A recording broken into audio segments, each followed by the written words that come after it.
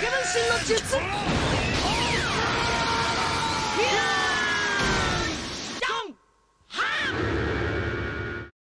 have my orange juice. I'm piped up. What is going on, everybody? Welcome to another episode of The Filler. We are live today with a bunch of beautiful, sexy men, content creators. I am your host, Maru, and I have here my lovely co-host, the Prince of all Saiyans himself, Mr. V. Nagi. You're. What is going on, guys? It's your boy Nagi. You already know what is going on here. We're here with a lively crew. We're here with some beautiful individuals. Obviously, I can't formulate myself to be as sexy as these men, so I make the attempt to be as loud. That's all I got. All I got is volume. I just got volume on everyone. So you guys can go ahead and introduce yourselves. Give a short version. Roll cue. I believe we're starting off with Hollow. Correct. Alrighty, take it away. Hello, everyone. My name is HOLLOWTIDE, or Hollow, or Corey, or Poophead, or whatever you want to call me. I don't really care. I've been called a lot of names on the internet in the past decade. I don't make content as like a job or anything, but I do like YouTube and Twitch and stuff, and post stupid hot takes about Titan armor on Twitter. And I do a lot of work with teams and kind of individuals and help them with their content creation and stuff like that. I do marketing and PR in real life. So that's kind of like my focus is building communities and teaching people to be better, you know, in terms of interacting on the internet. So Cool. All right. Next we are having Mr. NIRIS himself. NIRIS. That's me. Sir. Hi. What's up, everybody? I'm NIRIS. You can call me that or Nick. Either one doesn't really matter to me. NIRIS is just a fun little spin on my real name, actually. So they both kind of make sense to me. You probably see my infographics everywhere. I make infographics for the Destiny Weekly Reset, also Xur on Fridays, and Trials, and basically anything else where I can find in Destiny that needs an easier interpretation of how to digest a lot of information in a short amount of time. So so I just like to design things and create things, and I'm always looking for ways to do that in a new way. You can find all my stuff at niris.tv, NIRIS.tv. That's me. Lit. Next we have Mr. NATHINSANE. Hey. I had to say that. My name's NATHINSANE. You can call me Nathan, or you call me Insane, but don't call me both, or Shirley. I am currently making YouTube content and streaming. Been really like studying the craft of YouTube, so as things evolve on Twitch in certain ways, I keep an eye out on the horizon always. So you never know what's going to happen with things. And we'll probably end up discussing a lot of that soon. But I'd mainly make YouTube content and I stream on the weekends and post tons of Stone Cold Steve Austin memes and anime memes. And I tell you all good morning, my weebs, while I accrue more people in my weeb army. Absolutely. All right. Cool. Last but certainly not least, the man, the myth, the IRL legend, IRL Guardian. What's going on, my guy? How's it going? Yep, IRL Guardian, you can call me, or my real name is James. And you can find me recreating the awesome moves that everyone can do in Destiny and Destiny 2 on Twitch. No, not on Twitch. On Twitter, on Instagram, YouTube, and I also have a Patreon, which I don't really put out there. But just search for IRL Guardian, and you can definitely find all my content there. Awesome. Man said Google them. I appreciate you guys coming for this episode. I known all of you for a while, though, actually. I look up to you guys in the specific things you do. I think you guys do an amazing job. So I'm really appreciative that you guys want to come on this little podcast here with me and Nagi. So let's just dive right into it. Keep having us, man. Of course.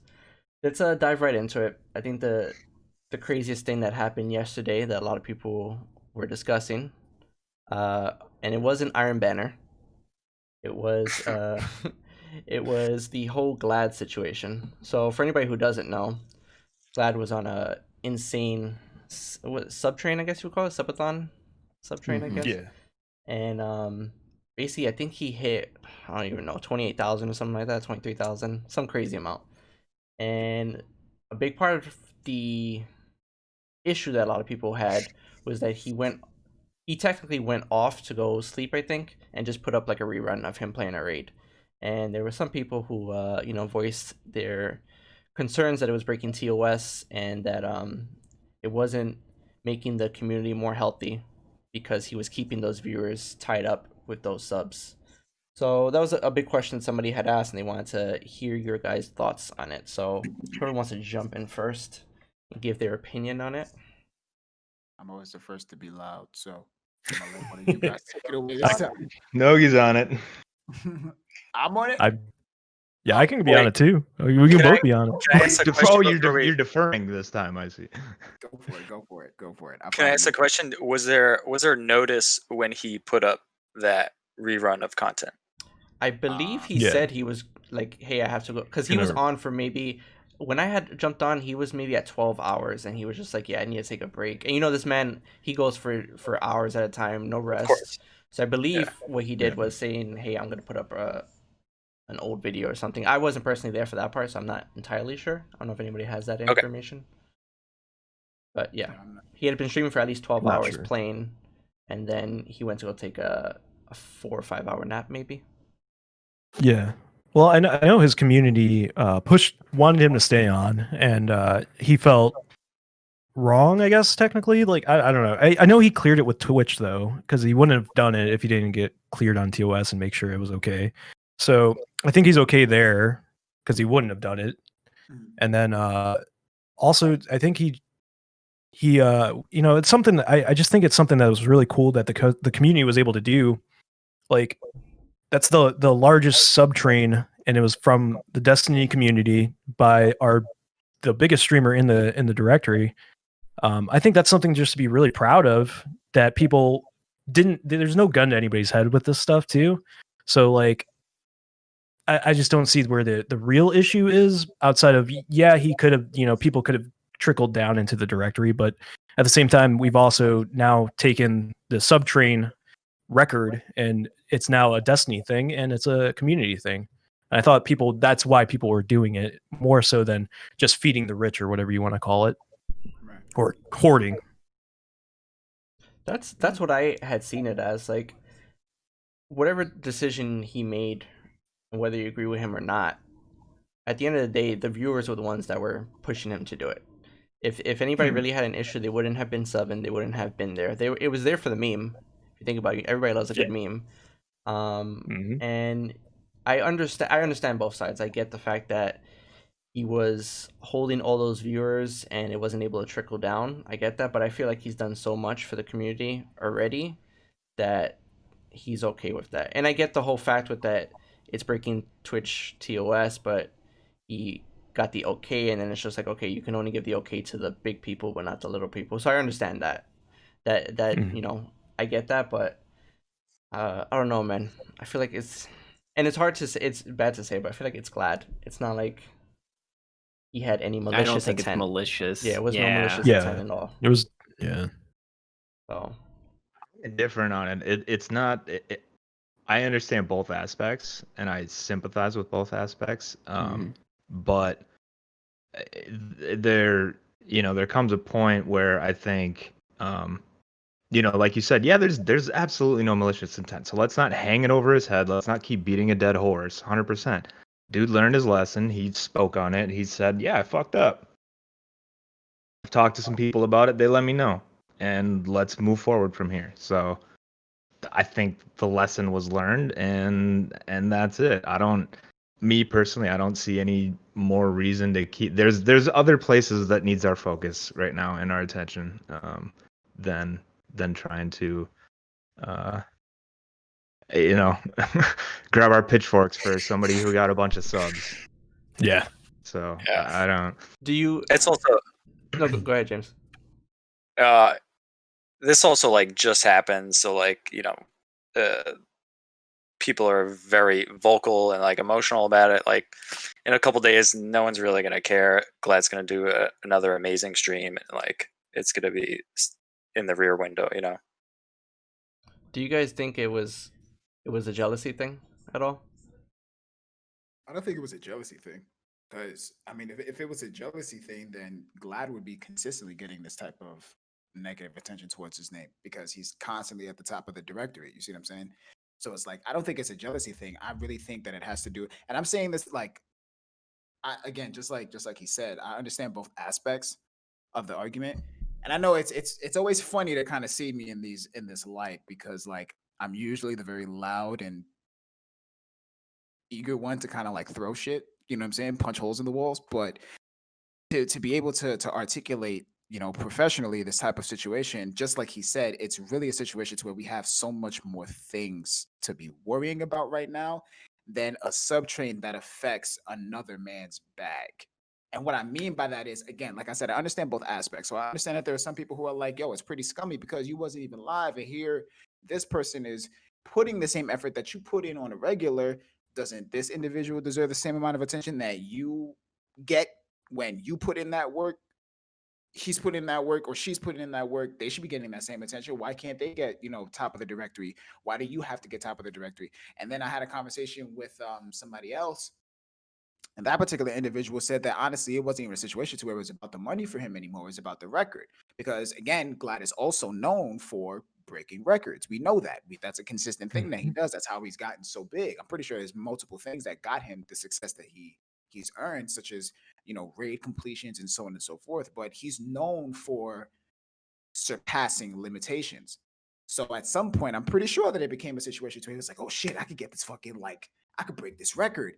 And in his mind, I don't know the guy personally. We just recently connected on Twitter, and I haven't even DM'd him yet. So I don't know him personally. I don't know his character, his personality, or how he is. But I'm pretty sure from what I've seen, at some point the money and the numbers was removed, and competitive GLADD came in and was like, I need that world record breaking, you know, number. But at the same time, I can understand, of course, all of us being someone who's kind of been in a situation to where we're looking at someone else's back and want to be that leader and want to be in the, you know what I'm saying, in the frontal position or trying to surpass whatever the case may be, not necessarily, you know, leading behind somebody, but more in a competitive sense. I know what it feels like to be that type of individual. Like, y'all putting in the same amount of work, and now I'm getting beat by some guy. I'm getting thrashed by some dude that's taking a nap right now. Like, you know what I'm saying? Like, I can understand that. I think Lil Wayne said that. Like, didn't he say that in a bar like 6 years ago? But he was like, I don't even got to worry about the rap game. I'm sitting on the race line and I'm taking a sleep. Like, where's my pillow and cover? Like, Lil Wayne said that, and that sucks. That sucks being that type of individual. Like, I'm really getting beat by somebody right now who's dead ass taking a nap. Like, he's sleeping right now, and I can't even get close to him. So I can understand that frustration. Now, I've seen the tweets, I've seen the arguments from both sides. I've seen the arguments from a couple of people. Obviously, I don't like putting names out there, but we've all seen it. We know who the tweet is that we're pertaining about. But I don't think it's necessary to show any type of negative antics or degrading or belittling behavior. Like, it's fucking stupid. Like, this person has an opinion. That's a valid opinion. GLADD did something I'm pretty sure that he had valid reasons of doing. Is it breaking TOS? Well, yeah, sure. In certain aspects, yes, absolutely. Did he probably get clearance for it? More than likely. GLADD is not the only person that does reruns on his stream. We've all seen it. Yeah. Valorant had a big issue with that when the keys were dropping. That's another variable. They had to update TOS to address that specifically. Right. So because that's another value. Like, that's another variable. That's another like asset. It's not a one-to-one with this instance, but it's very similar. Yeah. Right. But that's what I'm saying. Like, would this be an issue if it wasn't sub-related?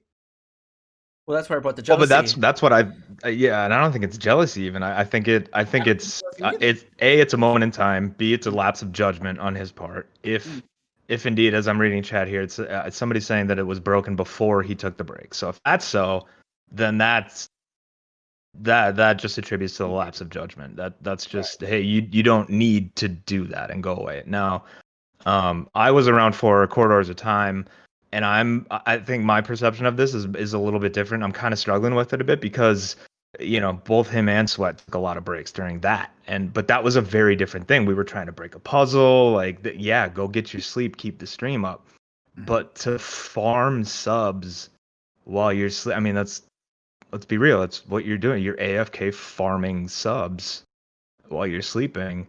It really rubs me the wrong way, but like I said, I'm not grabbing my pitchfork over it. It's shitty. Let's move past it. I think that if it was a different entity other than GLADD, who is somebody that like doesn't flaunt money, you don't see pictures of his yacht or his Ferrari or anything like that. He constantly gives back to his community, to the community at whole, either with PCs that he's buying to give away or facilitating with companies and stuff, the charity. I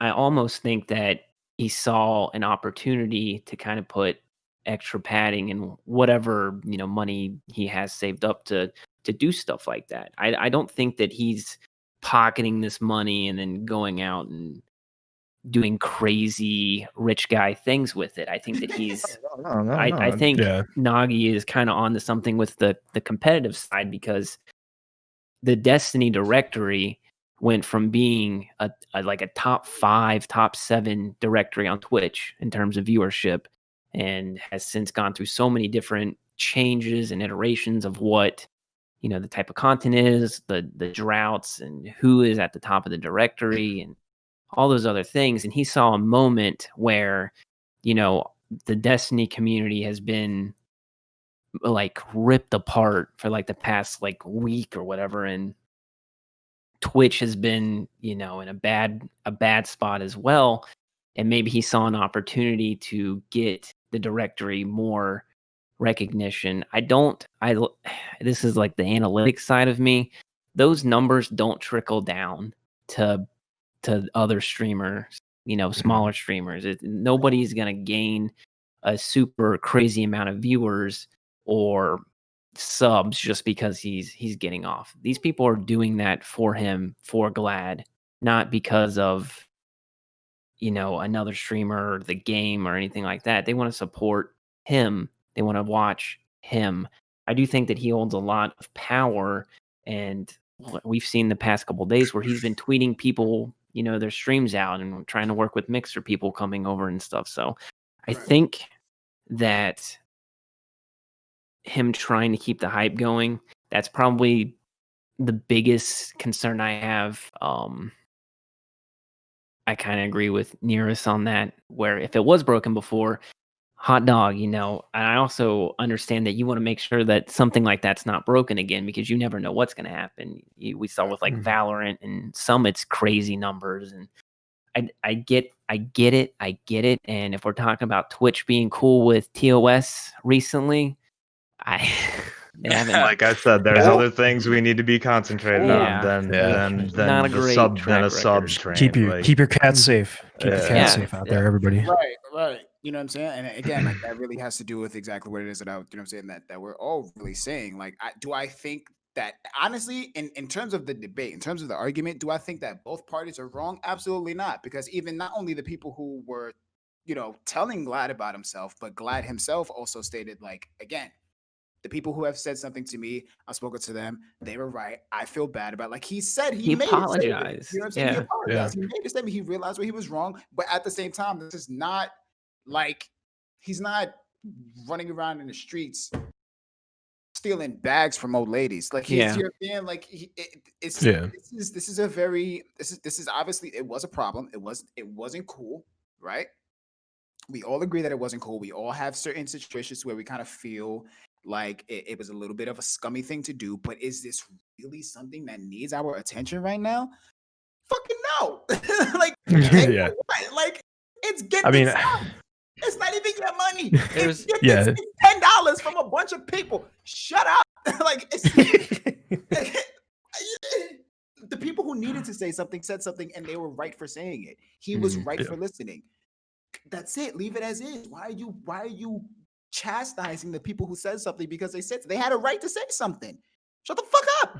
Yeah, that part of the mob culture stuff. And like it's not like he sent people. I assume he was asleep, and as soon as he woke up, he saw the reaction and then made like a 3-part tweet where he doesn't pass blame or anything. He accepts, why people are upset with him.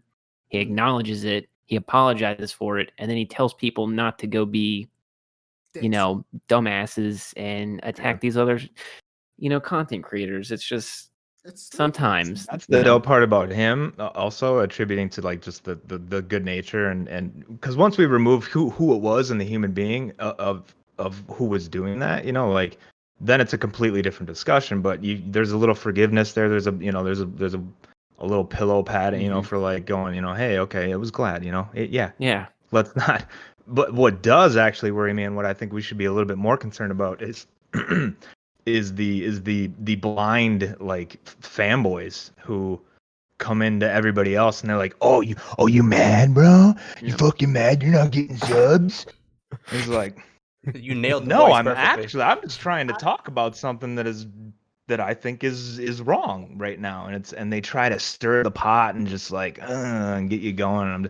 Those are the ones that I'm worried about, and thankfully he's even. He speaks about those people a lot, and just in general to everybody of just saying, hey man, be nice, be kind, don't be dicks. Like, what I'm worried about is how fucking fast our attention span goes to shit in terms of actual crisis. The fact, and I love every one of you. I love every one of you. Y'all know this. I've connected with all of it except Maru. Fuck him. But I love every one of you. Right? I'm joking. We've been friends for years. Stop it. But I'm like, the fact that we're even having this conversation right now bothers me. There is all 6 of us. And it's not just us. There's other content creators who've been on the platform. It's like it's the whole aspect of staying relevant. You know what I'm saying? Like sticking to the hot topics, sticking to the hot takes. It's like, okay, I get it. You want the numbers, you want the traction, you want the growth. Cool. You want the Twitter. That's not me. Leave that shit to fucking, what's that dickhead's name? What's his name? Keemstar. Ah! I know you said dickhead, and that's what I knew. Dictionary, dude. Fuck him. You know what I'm saying? But at the same time, Fuck like, that as soon as like, that's not me. Leave the hot takes to him. He started his business doing that. Cool, fantastic. Leave it to him. If y'all want to follow him, y'all want to get cool. All right.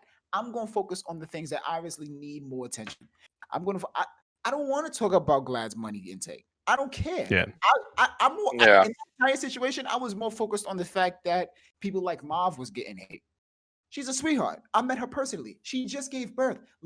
She had a right to say what the fuck she wanted to say. She was right. Yeah. He agreed that she was right. I'm sorry to put a name on this, and I don't like putting any attention, but I love her. She's a fan. She's a sweetheart. That's She had a right to say what she had to say. Move on. You move on. There are so much more things to be talking about than GLADD's PayPal. I don't care that much. Did he do something wrong? Yes. Are there repercussions? Will there be repercussions? It's literally the next day. We don't even know what's being taken place. We don't even know what's happening right now. We don't even, just like Hollow said, we don't know what he's doing with that money. We don't know if he feels bad. He feels bad enough that he might end up being in a position where he's like, you know what? Everybody was right. What I'm going to do is I'm going to take all of the money that I made and then I'm going to trickle it onto Destiny streamers. Give it 100 person here, 100 here. Give it to some random, give it 10 grand to some random individual who's over there playing Crucible and don't even know that somebody like GLADD is watching him. We don't know where his mind or his heart is going to be placed in the next couple of weeks. But I highly doubt that GLADD is this type of individual that's really going to take this type of information and just be completely stone cold with it. I'm pretty sure that he's going to take it in personally and he's going to do something about it, try to be a better human being. And this is coming from someone who doesn't even know GLADD. I don't even know GLADD personally like that. I don't know him. I don't have the time to watch his streams. Because I'm usually doing this shit myself. So I don't know him. I'm working on my own stuff. So this is coming from like the first week of interaction with him, from really watching him indefinitely. He did something wrong, but there are so many other people out here who are doing worse things that are not getting any attention. They're sliding under the radar because we're talking about GLADD's PayPal account. Like, really? I don't even want to have this conversation anymore, but I know that we had to because of the filler. But I'm sorry. Nathan, So Nathan, we you can't- wanna we say Turn around something? like my dog when he's pissed off. I was gonna say, I mean, we've been. The thing is, I just didn't like the word. With all the things we've been seeing in the last few weeks, in the last month, and this whole year, actually, just the word "scummy" being used in reference to this whole situation. Yeah, it was a bad move. Scumbag is not a term I would use with what he did. It's just, I mean, you want scumbag? We just witnessed an hour-long scumbaggery. I mean, it's just there's so many worse things going on right now in the 100%. world, and I feel like there's a lot of people that just shift. It's shifting constantly, shifting attention to different issues. When the two big issues are, we have complete inequality in this country, we have sexism, and just a lack of accountability on Twitch and gaming, and in the gaming industry. And those are two bigger topics than GLADD breaking any records and people being upset about either being upset or for it. I just think there's more things. Yeah, I think like you guys said, he made a decision in the heat of the moment. He apologized literally less than 24 hours later. He individually talked to each person that he felt like he needed to talk to, and that's it. I think everybody should be satisfied with the outcome and just move forward. Like all you guys said, there's a lot more important things to discuss. So Yeah. 100% agree. People who look like you're getting killed in the street. I don't give a fuck about how much somebody else is making. Get your bag, brother. I'm trying to Yeah. survive. Yeah, I'm trying to get it back too. I'm trying to get it back too. I want to buy. I gotta pay off my house. I gotta build an extension so I can have a baby. Like I got stuff to do. Right. People got shit to do. I'm trying to fucking be able to walk down the street. That's what I'm trying to do. Oh, yeah. Get your money. Get your money. I got a bigger fish to fry. Like, you know what I'm saying? Yeah. Like, and that's all right. it's ridiculous. Let's talk about Destiny. Has anybody actually played Iron Banner? I did. See. I Yes. played it.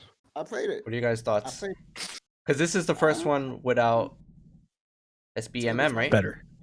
So, Yes. so what are you guys thinking? What are you seeing out there? Because I'm seeing Lobby six balancing. stacks. I've seen a lot of 6-stacks. A lot of 6 stacks. I've only played Uh, one 6-stack, honestly, and it feels. I mean, obviously, I still. Hang on, I- as a solo queue, Hollow, you've been solo queue. Yeah, yeah. And I also feel like when we say there's no skill based, people automatically assume that it's connection based, and that's I feel like still not a thing in Destiny. I get a lot of lobbies where Agree. the artifact glitch is still, in there, and people are 30 light levels above me, and I do no damage because they're a raid boss. But I've had more fun playing Iron Banner. Like this is, I don't know. I'll do Iron Banner for like the pinnacle stuff in previous seasons just to do it, or like get the armor for ornaments or whatever. But this is like the first time that I've actually gone in after I've finished bounties and stuff just to like play. I don't know. It's Iron Banner still. I wish the rewards were not reprised, or what's the other word they use? Reskin. Yeah, Reskinned, yeah. that. Reskin. So I do wish, I hope that, and this is a bigger conversation for sunsetting and everything, but we don't have to talk about that because it's exhausting. But I just wish that there was more of an emphasis on what makes Iron Banner special as a PvP event, because it's just it's a regular game mode except it has light level, and that's kind of like Gambit. I don't know, like Trials feels so different in terms, even though they're still light level, but it feels so different as an event.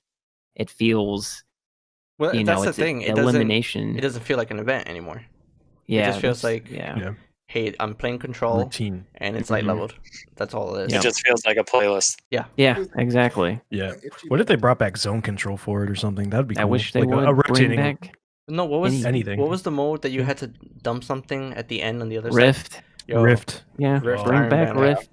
Any OBJ game mode that's a real objective game mode, I think has such a tremendous value, not only to just Iron Banner as a playlist, but to the whole, I guess, competitive scene as well. If you include that stuff, like Rift, I feel like would be a lot of fun to watch people, Great. because it's almost like capture the spark, you I know, was kind just of. about to say With- that, like having like Yeah. a reiterated version of like capture the flag, not as much Mhm. Rift, because I feel like the thing about Rift is like it's its own thing because of like how cool you could slam things, and then of course you Mhm. got the Blinky boys who would just be exploiting the Blinky blink, Mhm. blink into a Six backflip tres. and kill mass amounts of people in the midst of them trying to like. You know, it's because I was that asshole that would sit in the spark with the Fellwinters. Like I would sit in the rift where they had to slam the spark, and I was that guy because you could never see hunters when they crouch. So I Mhm. sat Yeah. there in that little orb of white, and as soon as Sneaky they was boy. there, I clipped it, man. Have they ever said was- why Rift isn't back at all? It's No, probably a support in space thing. Is it? Yeah. Yeah, I mean, 'cause yeah. again, the game is still like relatively massive. Is there The- shit flying around me? That's like the third time I saw that. It's a ghost. The orbs, brother. Orbs of light. Ain't it? Call them Ghost Adventures. I don't like Uh, that shit. I was gonna Hollow, say- I definitely agree with you. And I think Iron Banner maybe needs to have a second look at it. Like Mhm. it can't just be control and the points lock up and whatnot. Like it needs a step further than that Yeah. to make it an event. Yeah. What if they? Why didn't they do like capture the torch, where you instead of Yeah. a flag, we do a torch, we grab it, we pull the other team's torch, and we go light our own flame or something, and then just do back and forth or something. I thought that would be kind of cool. Yeah. Capture the flag back. Thing really that removes your weapon and requires your team to protect you as an escort kind of Yeah. thing, you know. Kill the leader type thing, maybe. Yeah. Yeah. Then Almost would like have- Overwatch. Yeah. Yeah, almost. Yeah, I have ideas for Like that. if to make sure That'd that be that executed way shit. there'd be a lot of team play in that. Like you That- gotta And then maybe they just have like an overshield. Yeah. So Oh, that's here's actually- here's a thought I had, because I was thinking about bounties and stuff, because we know bounties is a big problem, and I posted a meme a couple days ago about it. I think a lot of people, the issue with bounties is that when people go into Crucible, they're specifically playing to complete that bounty, and either they're not doing the objectives or they're just dipping, or they're playing with weapon types that they don't usually use. Yeah. Which is why you lose most matches, because your team is just trying to do something else other than win the game. Yeah, because as soon as I saw the quest and I saw this is literally the first step. As soon as I saw the first step, it said sidearms or auto rifles, and y'all fucking know Nogi, me not do that. I'm a hand cannon guy. I'm thinking sidearms. I don't want. What am I supposed to do? What am I supposed to do? What is the guy like me? I don't own sidearms. They're just baby hand cannons, dude. I don't care. Yeah. Baby hand cannon pulse rifles. It's just like the air. Just picture it as an airsoft pistol. Just, I don't know. It's either material Did- or power. That's what it is. Oh, a sidearm infuse. What they should do is say put a full over archetype. Just everything can count towards a certain goal that gets percentage wise weapon types, and then say, oh, auto rifles and sidearms get the most efficiency, but you can still use everything you want to use in the Crucible. You'll get it done quicker if you use those two archetypes, but if you want, you play how you want. That's always endorse play how you want. See, that's a very inclusive solution, but I think what Bungie is trying to do, and I'm not trying to obviously stand behind Bungie, but I see what they're trying to do with bounties like that, where they're trying to promote you to change your loadout, like because so many people go for those god rolls and they just go for the weapons they like Nagi's saying, like hand cannons. Like, yeah, you could do hand cannons that go toward like bounty progress, but like, what if you throw on, Last Hope, and you're like, oh shit, this thing rips. Like, you would have never gotten to that point if you didn't have a bounty that forced you to equip something different. I think that's what Bungie's trying to do, is like have people mix up the way they play. I agree with that, but it's like with that aesthetic, that's such a slippery slope because of the simple fact that it's like they already have that in place with meta, right? So that's across the entirety of the game, because unfortunately, which this honestly didn't necessarily happen it happened often, but it didn't happen too often in Destiny 2. Like they had PvP metas, but if you notice, like certain PvP metas, you wasn't necessarily running into Vault of Glass with a clever dragon. Like that really rarely occurred, right? But in Destiny 2, for some odd, god awful reason, PvP meta is now affecting PvE meta in the same aesthetic, right? So the thing about it that like the fuck This is good. You got a ghost now, man. You that got wasn't you me. got to exercise. I got to exercise. That was my knees. What just happened? No, exercise your demons, not your knees. You gotta Exercise your you're right. knees. You're right. So, but like, somebody doesn't like the fact that I'm talking about that. Shut the fuck up, doggy. But like the thing that's such a weird aesthetic is the fact that's like, I don't know, man. Like it's so easy to kind of formulate that concept because of the simple fact that it always feels forced when it comes down to Iron Banner. And that was what we was talking about when me and Maru was with James. We were having a discussion about meta and having a discussion about balancing. And not unfortunately, one of the most impactful things about Destiny is the customizable loadout. Why implement a system where there is a meta archetype when you are also trying to openly enforce a custom loadout playstyle throughout the entirety of the game? So it's like, you know what I'm saying? Like you don't necessarily get that in games like original Halo, and I'm pretty sure that HOLLOWTIDE can immediately, agree with me on that. If you died from a BR, you died from a BR. That was your fault. You know what I'm saying? Like if you died from a DMR, that was your fault. If you went and you played SWAT and you got clipped by a Magnum, guess whose fault it was? It was yours, bucko. Like that's really what it came down to. So when you have the aesthetic of that original playstyle, that was the main component of Destiny that everyone truly enjoyed. If you ran with shotguns and you enjoyed it, you ran with shotguns. There was a weird demographic in D1 where some people would say that shotgunning is like a easier playstyle, but as someone who started out as a shotgunner, I can honestly say to you, if I was a shotgunner and I was going up against someone who knew how to hold a sniper rifle in their hands, you was not getting to them. You just wasn't. There was a counter. You just wasn't doing it. And that has to do with skill gap, right? But as of now, because of the fact that there's a bounty that you have to follow, and Bungie is enforcing the idea of you playing with certain archetypes, the moment that person completes that bounty, they're gonna go back to their original playstyle. Always. They're always gonna go back to their original playstyle because of two reasons. One, it's either meta, or two, it's because that's the playstyle that they enjoy. Right now, we're dealing with a playstyle where for some reason Mountaintop is back, and I don't get it. I don't understand why it's back, but it's back. And I was using it. It was Nathan. It was me. You know what I'm saying? Well, I've been memeing on some kids with it. And it's effective. It works. You Mountaintop with 600 RPM auto rifles, and I'm like, bruh, this is recluse with no end. Because listen, if you ever put it, I'm not gonna say it. I really feel like if I said, oh fuck it. If you ever extend the 600 RPM, you're firing for days, bro. Days. And it's ridiculous. But at the same time, it works. So you have the meta, but then you can have this bounty that's forcing you to use weapons. Once it's done, you're gonna go back to the weapons that you like, or you're gonna go to what works. Those are the only two aesthetics right now. That's really the entire community of Destiny. Because again, the PvP meta also affects the PvE meta. It's a cesspool now. Everything coexists with each other. So here's a question then for you guys. Shoot it. And I'll do it in order. So Hollow, I want you to start with it.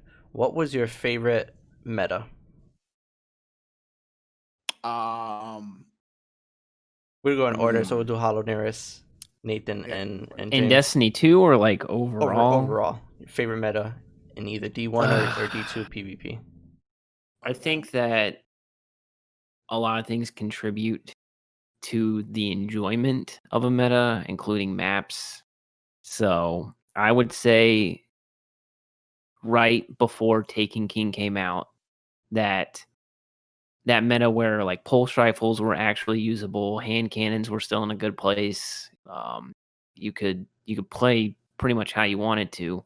I think that the biggest issue that Destiny has in terms of meta and it being enjoyable is that there are so many different archetypes, within a said weapon class.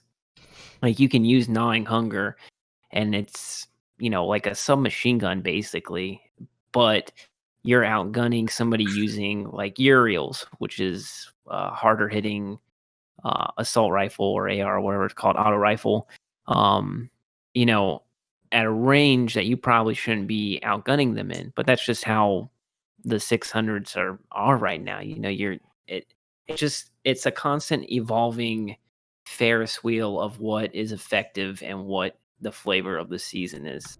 I think that Destiny is better when there are hand cannon users that can be effective, because that's kind of what Destiny's BR is. Like hand cannons are why Destiny is different than most other games. I love, hand cannons. I like to use Midnight Coup still. That's like one of my favorite guns. But, I also like to use like pulse rifles or something. Like it I feel like in terms of like what your favorite meta is, it's a lot to do with your play style and stuff. What class you play, I think has a huge impact on. There is a spider in my room. Holy crap. Okay. It's not on the wall. It's actually in front of me. But that's funny because chat was like, "Oh, it'll turn around." But I think that Eat it. Came out of my house, it went into yours. Hollow's about I to burn know, his right? house down. But we've been playing Destiny for over half a decade. Sometimes things get boring. Sometimes I don't want to use a hand cannon and a sniper rifle. I want to use an AR and a shotgun or a fusion rifle. But if it's the season where they suck, it's kind of like You're being punished. I'll just go back. You're being punished Yeah. if you play that style. Yeah. Exactly. So I guess to answer the question in long form and short form, I would say that Taken King meta was a lot of fun for me personally. What about you, NIRIS?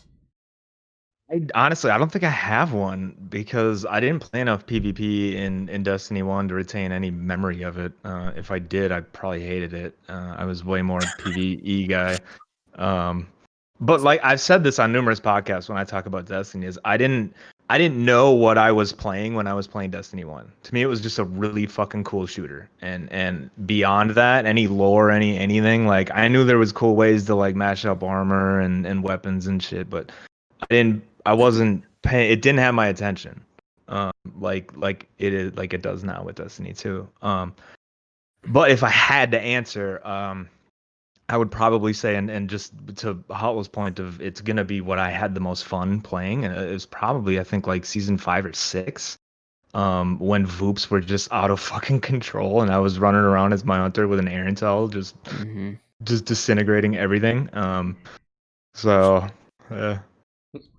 What about Nate? What about you? Oh, that's a. I would say Nogi hates me now. Honestly, there's always been times in Destiny where it's like super close to just getting it right, and then they do these meta shifts and enforce these different metas. And I think around when HOLLOWTIDE in D1, I would say around where HOLLOWTIDE's saying the Taken King area, I think the PvP was probably at its most balanced and probably fun because you could just slap on a bunch of different things and try out guns. And actually, if you remove a few things right now, I think, and then you buff hand cannons and you buff scout rifles, I think this would be the most balanced. Outside of the outlier archetypes, like with hand cannons, you got the 140s and stuff, and the Dukes that just don't have a place at the moment. And then Uriel's Gift, like you said, doesn't have a place because it's just completely outclassed. I think right now, if you removed honestly, get rid of kinetic grenade launchers. That's what, bows, I think, could be fun. That's what Hollow said, right? I understand. Hollow, man. you had said put it in heavy, right? Put all of them. I hate them. Is that Nate? Should we put it in heavy or just completely, just like ditch them out? What do you think, Nate? So here's the thing, and they do affect PvE also. Like people go to them and they get through PvE content a lot easier with kinetic grenade launchers. I feel like it's just something that's kind of not doesn't have a it's a cool concept in the heavy slot, but it doesn't have a place in the kinetic and the regular primary where you can just constantly pick up ammo for it. I think it kind of ruins some of the integrity of encounters, I guess, technically. I don't know. It does absolutely. It absolutely does. I mean, that's why they're sunsetting, is so people can't use mountaintop and pinnacle activities because it's so easy. So but then you have the issue where people are finding alternatives to recluse and that's another thing is like the SMGs. I thought they were cool in the beginning when you had double primary, but now they don't have a place because you got auto rifles that do the same thing with less damage fall off and hit harder and just as much up close and shoot just as fast. I feel like the SMGs and the grenade launchers just don't have a real niche, like a need for them in the game anymore. I think the grenade launcher just kind of trashed a lot of things. He just fucking opened up the. I think it's some shit. If hire me, Bungie. If they would have changed, like grenade launchers are a cool thing, right? Like I guess some people really like them, but I felt like they should have always kept it as either an exotic or a heavy. My thing is I hate anything that does like explosive damage. So like when rockets are in heavy, I'm cool with that because it requires the player to do a risk reward scenario where they're going. It's like Halo, where you go to a spot where you get power weapons or power ammo for something that has such a finite. I think, what do you get in PvP? One rocket? I don't know. I don't use them. But dying to mountaintop constantly is so incredibly frustrating because, especially on PC with like a mouse and keyboard, it's so easy to just hit people, or you just switch to your recluse or something and finish it up. I just feel like it's a cool thing to have a bunch of different guns and stuff in a game, but when you add stuff like that, it's incredibly difficult to balance everything because say you make it to where if mountaintop didn't direct impact people, would anybody use it? If you take away its one-shot potential to a Guardian, probably not. But then you've rendered that weapon useless like so many other guns in the game. So I don't know what the answer is because there are people that absolutely love like fusion rifles and grenade launchers. And I'm sure there's a kid out there that has 10,000 kills on his Fighting Lion and probably has a t-shirt that says I'm the best at using Fighting Lion in the world and stuff. So hell yeah to that kid.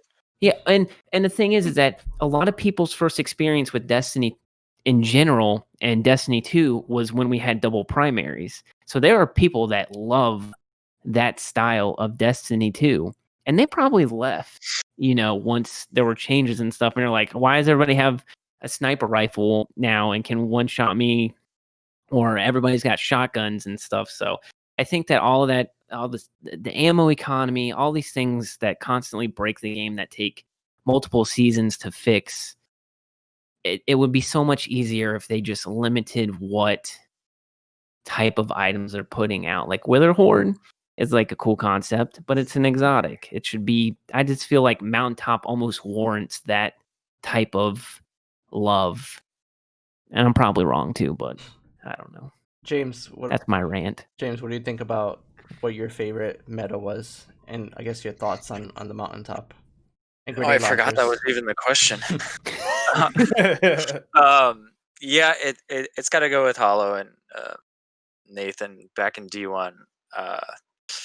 There was a time where it was all thorns and last words, and there was just something about both those guns being new and exciting to use, and that's something that I've noticed like since D2 and like even today. Like there's we're almost spoiled with how much guns we have at our disposal, where nothing really feels special. And even like the line between like what Hollow was saying with Mountaintop and Witherhoard, like one's an exotic and one's a legendary, but they both kind of act like in the same class. And people are going after these coveted weapons and treating them like exotics. But I I also have to side with Hollow with hand cannons. Like, there's no other first person game that really treats hand cannons the way that Destiny does, and there's something about shooting an oversized pistol at someone that just feels good. Sorry, not in IRL, but in a video game. Thanks for the Disclaimer, disclaimer. disclaimer. Thanks for the disclaimer. I appreciate that. It's hilarious. That's actually pretty good. That's a good spin on it. So I have two questions that just popped up. I'll put them together. Given the discussion on grenade launchers, what's the view on bows? And the second one would be, do you guys think that weapons should be universally updated in stats for PC and console, as well as PvP and PvE, or should everything be balanced separately? So what are your thoughts on bows, and then the balancing issues between console and PC, and then PvE and PvP? I'll just give my answer on both because it's pretty smooth. It's pretty like straightforward. And then of course we'll let everybody else speak however they want. Bows is not that big a deal to me. It makes sense that it takes 2 headshots to kill you, because how can a bow get through those thick ass helmets? That makes total sense. There has never been one moment that I can think of where, and this is on console and PC, where I thought to myself, God damn it, can somebody get the bow guy? Like I never said that.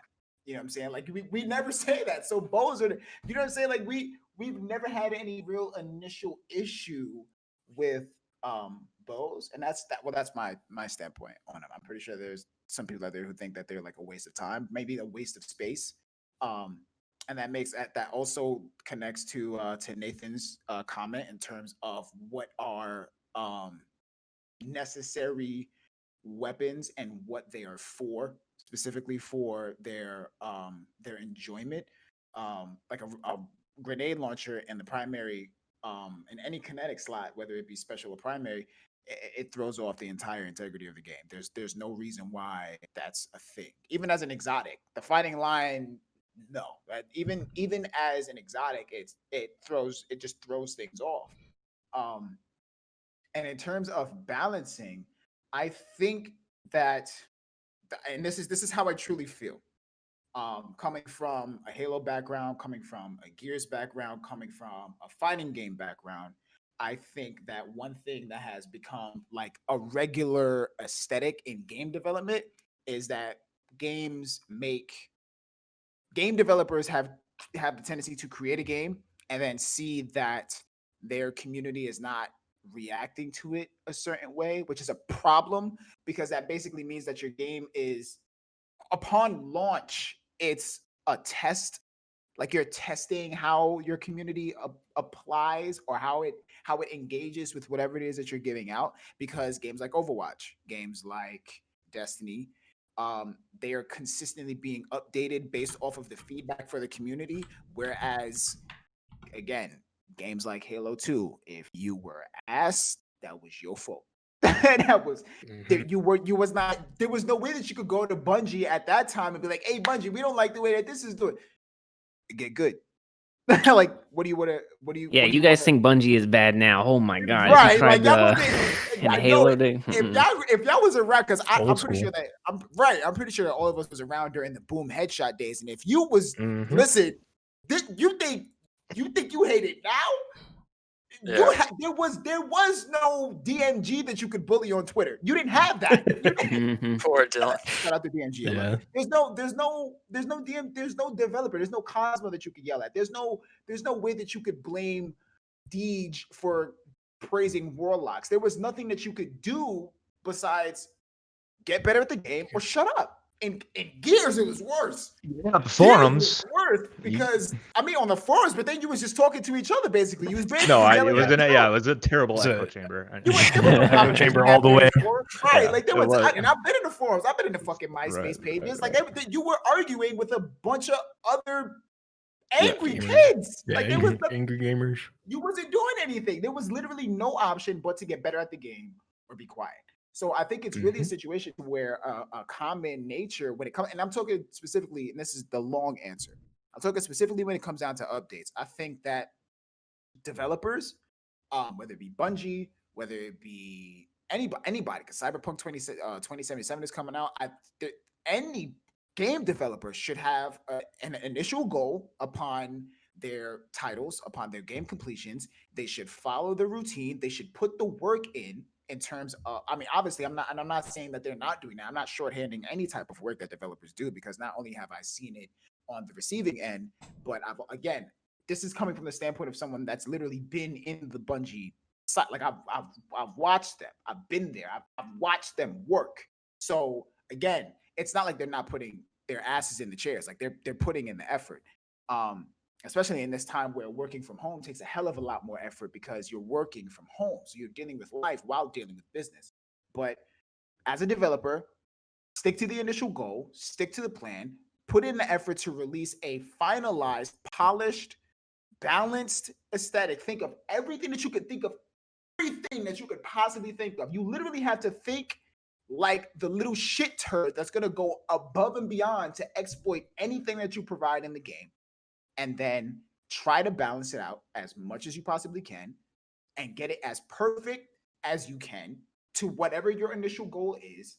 And then when it happens, you stick to the plan. You don't, I think the moment Bungie started, personally, this is how I feel, I think the moment Bungie started making consistent updates to weapons and how they behave and how they do X, Y, and Z is when there was a serious decline in terms of the game's progression, because now it's a situation to where what we say go, but the problem is that 98% of us don't fucking know what we want. There's only a small percentage of us that actually have an idea in terms of what would really balance out the game for all players, and not just the sweaty little nutsack heads who really just want to be good at Trials of Osiris. Because Can I make a super controversial statement? absolutely, but before you Yeah, do, I want an apology for every person that came at me and said that I was a asshole for claiming that Trials of Osiris wasn't going to fix the game before Trials of Osiris came out. I told y'all, and now look at you. You're not getting an apology from Right. me. I'm not getting an Yeah, apology. I'm not apologizing. I'm not apologizing. I'm not apologizing. I know I'm not going to get one, but I told y'all this is going to happen. All right, And you know now what? look at I'll put up apology video and I'll delete it an hour later. Anyways, Hollow, Hollow, what was your Shots fired. controversial thing you want to say?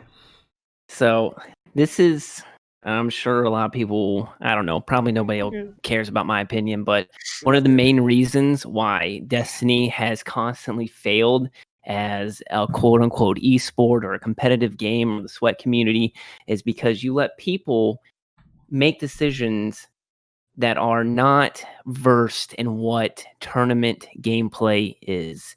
You have people that aren't, I started with Call of Duty. I competed MLG, went to Providence and stuff like that. I completed in all the lands and stuff. And then once I graduated college, I started to work for a company called 360 Icons, which was like MLG before MLG, where we started all the online tournaments and everything. And, we had player input and stuff, but it was never, you can't, players will want something because it fits them. They ban things because it fits them. And what you have with Destiny is this amalgamation of hero shooter, RPG, ability based game that they've neutered so much. And even back then, I was kind of the same way. I really advocated for the set role crucible loadout kind of thing, so that everybody's on an even playing field if that's what you want to do. But it's constantly going through this, we want to ban this, we want to ban that, we want to ban this, but there's no pick and ban system. They want to ban all the maps.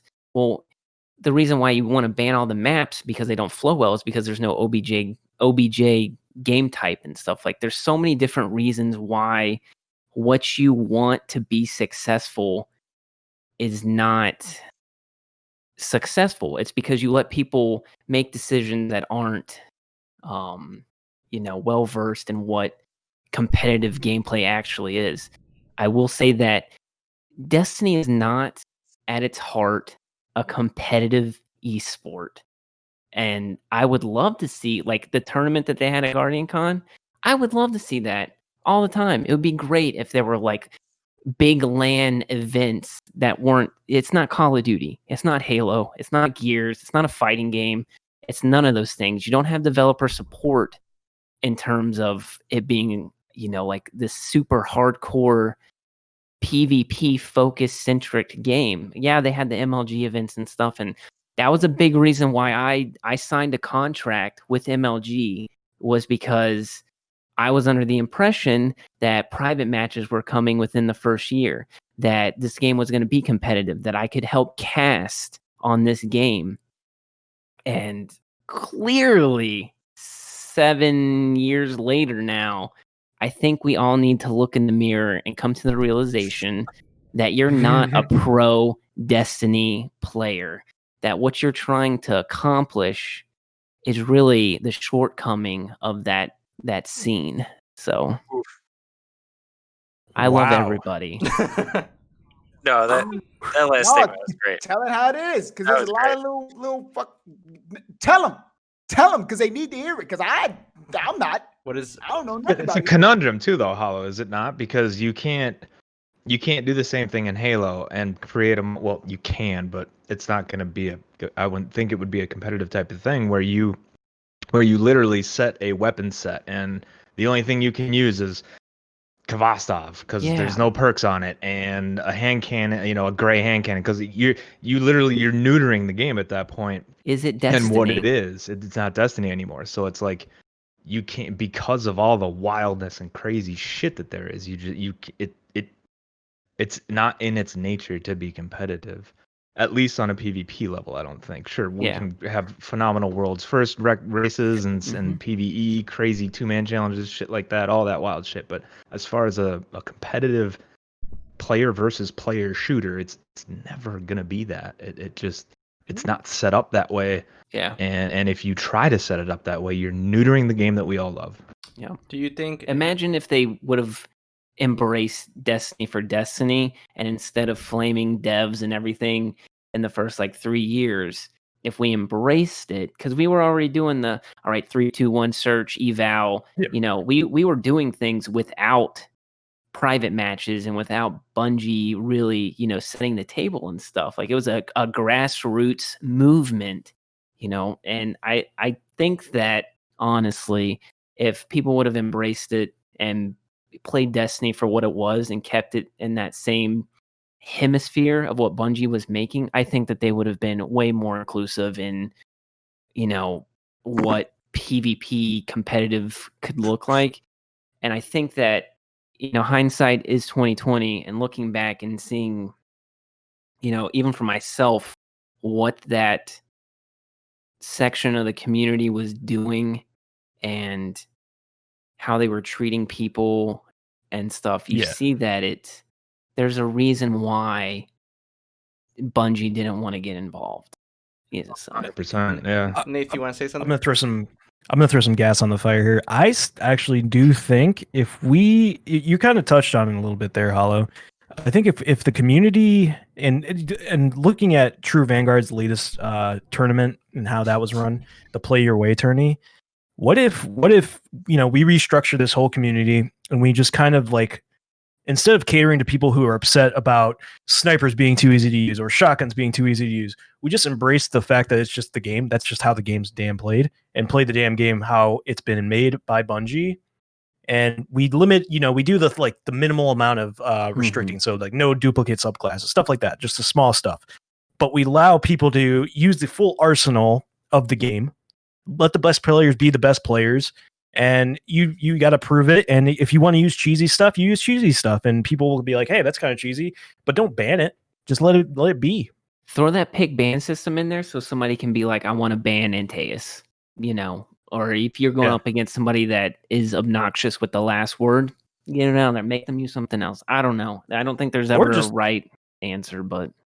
Or just like Nogi said, you get as a developer, you have to set the end goal. What's your end goal with PvP? What's your end goal with PvE and PvP and all that stuff? You have to dictate. You're the parent. We are the children in the community. You need to dictate what is best for us, and we need to abide by that and get good, or do something else.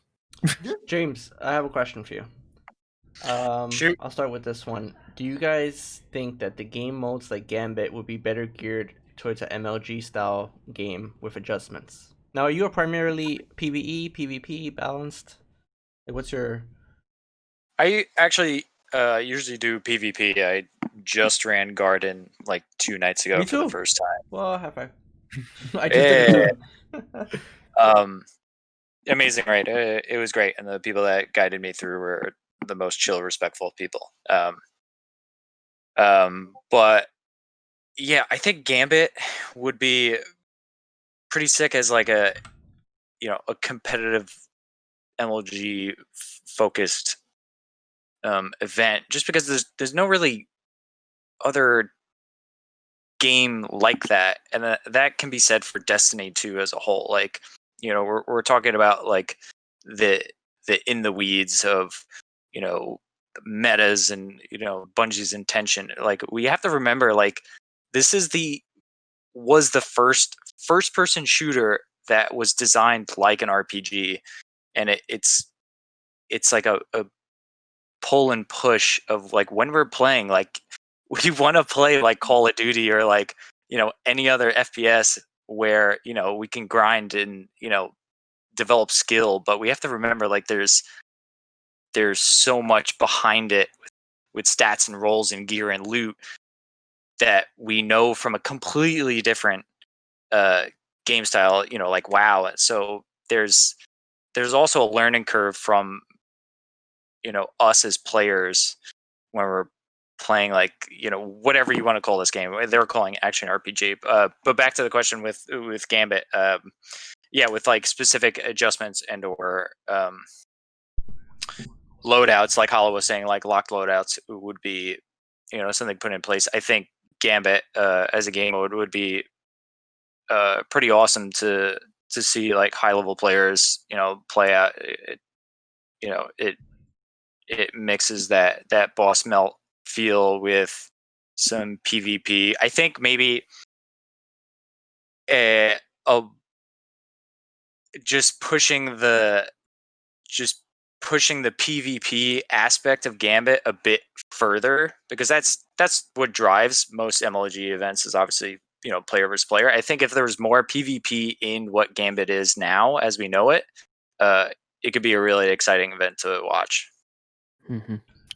What if they with Gambit Perfected coming out, what if they did like kind of take bite off? We talked about it earlier with Capture the Flag, where they an OBJ where you protect it. What if they did kind of something like Overwatch, where we attacked and a certain group has to get the payload of moats to a certain area, and you have another team constantly like having 2 invaders or something, and then they're trying to kill enemies on their side, and they're trying to slow you down, and they're able to spawn enemies. Because I've seen a lot of genres that like there's like that Resident Evil game where you can spawn zombies and you attack the other players, and you play as the control center. Like, what if you had that for like one team versus another, and you just went back and forth or something? I don't know. Right. Just spitballing brain ideas right now. I love it. I feel it. There was just a question right here.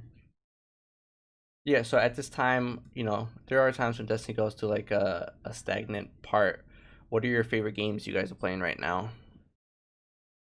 I know, NIRIS, I saw you playing Minecraft Dungeons earlier, right? I think you're like at what, Yeah, like level 300 already? I love that game. Whoa. 138, Yeah, I think. Yeah. destroying it. Is that like your go-to game right now, other than playing Destiny? For the most part, it's really fun. Like, I don't know why. I gotta find my heart in back in. It's not that I lost it. I don't know what happened really, because last season, or not the season before, I got really into trying to figure out builds and stuff. So it's been a huge juxtaposition for me personally to get really involved with something like Minecraft Dungeons that is all about builds and finding these crazy combinations to break the game and just do things insanely fast. And my lack of interest in doing that in Destiny right now. I feel overwhelmed at times. Things get switched up very quickly.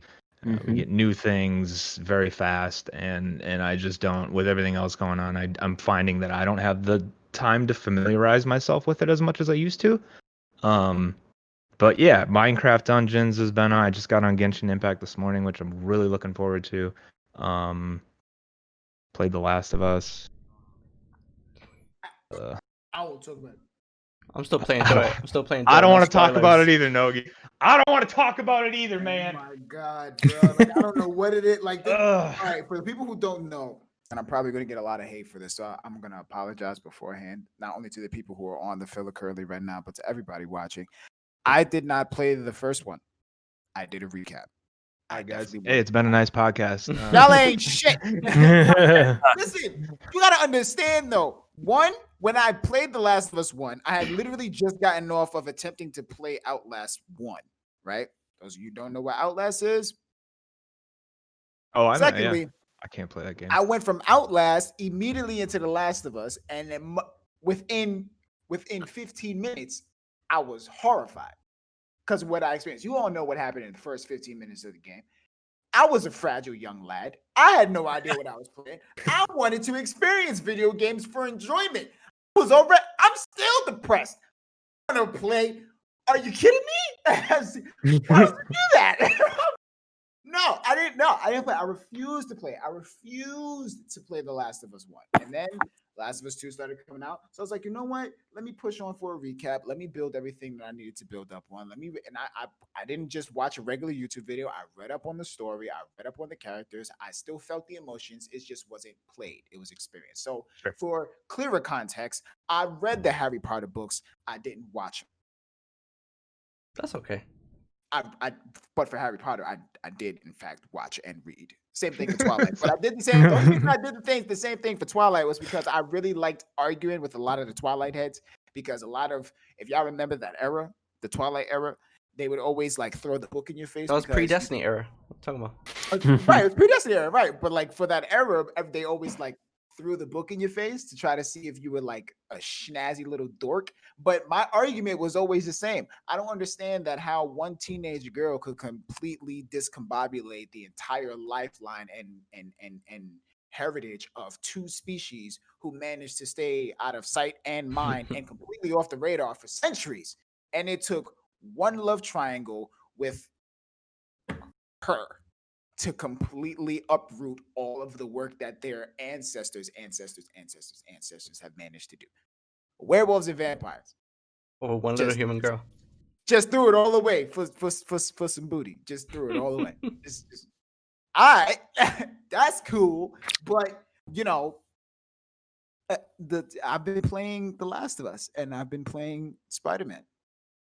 PS4 1, just because I can't wait for I can't wait for number 2, man. I'm just because once that comes out, I'm not gonna be playing anything else for a while. Honestly, I might not even go to work. I might not even bathe because I'll still be wearing the Spider-Man costume. Not gonna lie, like I'm just, you know what I'm saying? That's just really where my head is at. But honestly, I really feel like gaming is gonna take it full circle. But in terms of right now, no, I'm really just playing Overwatch, and yes, that's really all I'm playing. What about you, James? Overwatch and trying to finish Sekiro. So yeah, that game is a beast. Beating me up. And I played all the Dark Souls games, Demon Souls, Bloodborne. Like I love those games, but that one is just like a different beast entirely because it relies solely on the parrying system, and it's the timing. You have like a millisecond. Oh, so bad at that. Yeah, I'm so bad at parrying. That's like my weakest thing in Dark Souls too. I was like, oh no, don't make me parry this dude. one of the few games I had to actually make sure my controller was plugged in for. I'm like, we're not Bluetooth in that shit. That split second means a lot. Yeah, it does. Nate, what about you? What are you playing? Oh, I am a huge advocate for Final Fantasy 14. It's like one of my favorite games. I sunk a ton of time into it back like years ago in 2000, right around after it launched. I had like maxed out character. Yeah.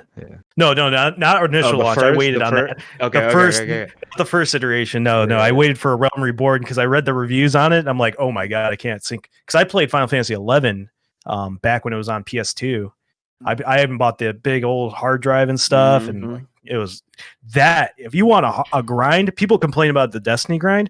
I played 5 hours one day to level up to level 60, died once, and lost all 5 that progress because the XP system was so rough. Oh my god. It was so much penalty, dude. And if you didn't get a rate, it's just nightmares thinking about Yeah, it. I'm having- goosebumps. I never I forget know. dodging lightning 48,000 times. Because I was listen, Titus. Oh, fuck Titus. Oh, You talking about yeah. Final Fantasy 10? yes, Yeah. there was an item that you had to get, and in order to get it, you had to dodge lightning, lightning, 100 yeah. times. Oh yeah, Oh yeah. I my got that. god, That was easy, bro. That was easy. What That are was you easy, talking about? yeah. I did that first try. I did it blindfolded actually. Me too. I was actually asleep. Y'all want to fight? Man, oh god. Hollow, what about you? What are you playing? So I played most of the flights for all the old Halo games, but the thing about that is that I'm so incredibly tired of playing a game that I played 20 years ago at this point that I just want a new Halo game.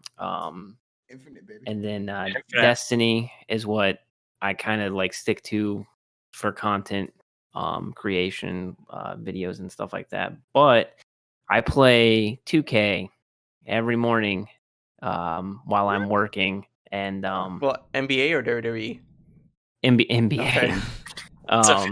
I'm a huge. I love basketball, and I miss it. Kobe. But Kobe's gonna be on the cover. I know. I'm very happy. I do like right now I have Tracy McGrady was my favorite player growing up. So like I'll make the likeness, how they look and everything to them, and then I'll just like slot them in a different position. Like right now I'm doing a point guard with like a 6'3" T-Mac, and I don't know. It's sometimes I'll even put it like on computer versus computer and pretend that it's live because I need miss a goddamn sport. game. Yeah, so but if there's like a single player game that comes out, like Fallen Order and stuff like that, those games Yes. I pick up and play. I'm a huge Star Wars guy. I'm very sad that Battlefront 2 is dead now. It's all right. We got Squadrons coming out. I know. I'm so terrified at how EA handles games. It's like, oh, you spent 3 years making this game playable, and then you're like, all right, see you guys later. You can play it now, kinda, I guess. Yeah. Kinda, just kinda.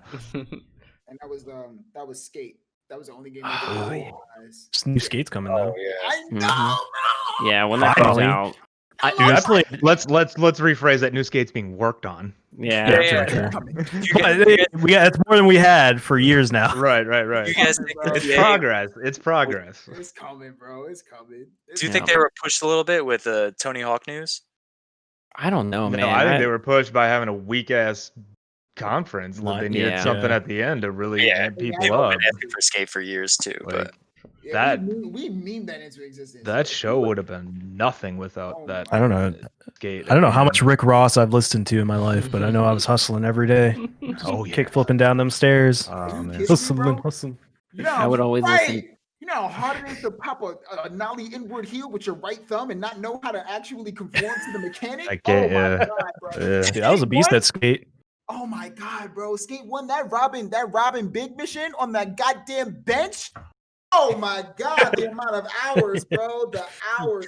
I'll never forget that, bro. I hope, talking about it a lot, I really hope that it leads to a really cool and new, when it does come out, it sees the light of day, it leads to a new, like, really, really awesome type of content creation. Like, you just see people doing wild and crazy shit and just, Oh, I'll stream it. I'll definitely like, stream it. like cam on the hands so you see it too, and then, and you can see, I what would- people do. Sick, man. I'm still waiting for, because I actually grew up riding BMX, so I was really into, like, so I have a friend, like a ton of friends that are skateboarders and stuff, and I worked at a skate park for a long time, so I would love to have a BMX game because I could actually like have like refresh my old clips from me.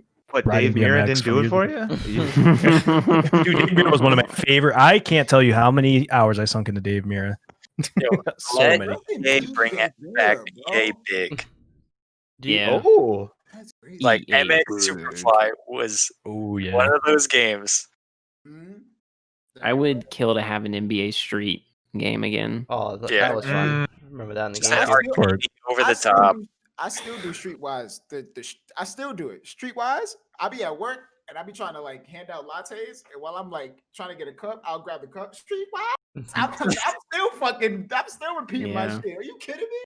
Bro, Oh, yeah. NBA Street was the shit. NBA Street, NFL Street, all of those. Like EA had some real heavy hitters back in the day. Did any of you play Def Jam Vendetta? Yeah, of Def course. Oh Yeah. God, yeah, Oh, dude, we need yeah. a new one bad, Could you yeah. imagine? so bad. That'd be fun. But Like- the rap game ain't what it was when Yeah. that like it's Yeah, just that- not. Period. Like imagine if we had Twitter and everything, back then, like all the content creation and memes and stuff that could have It would've came been- from it that would've been game. nuts.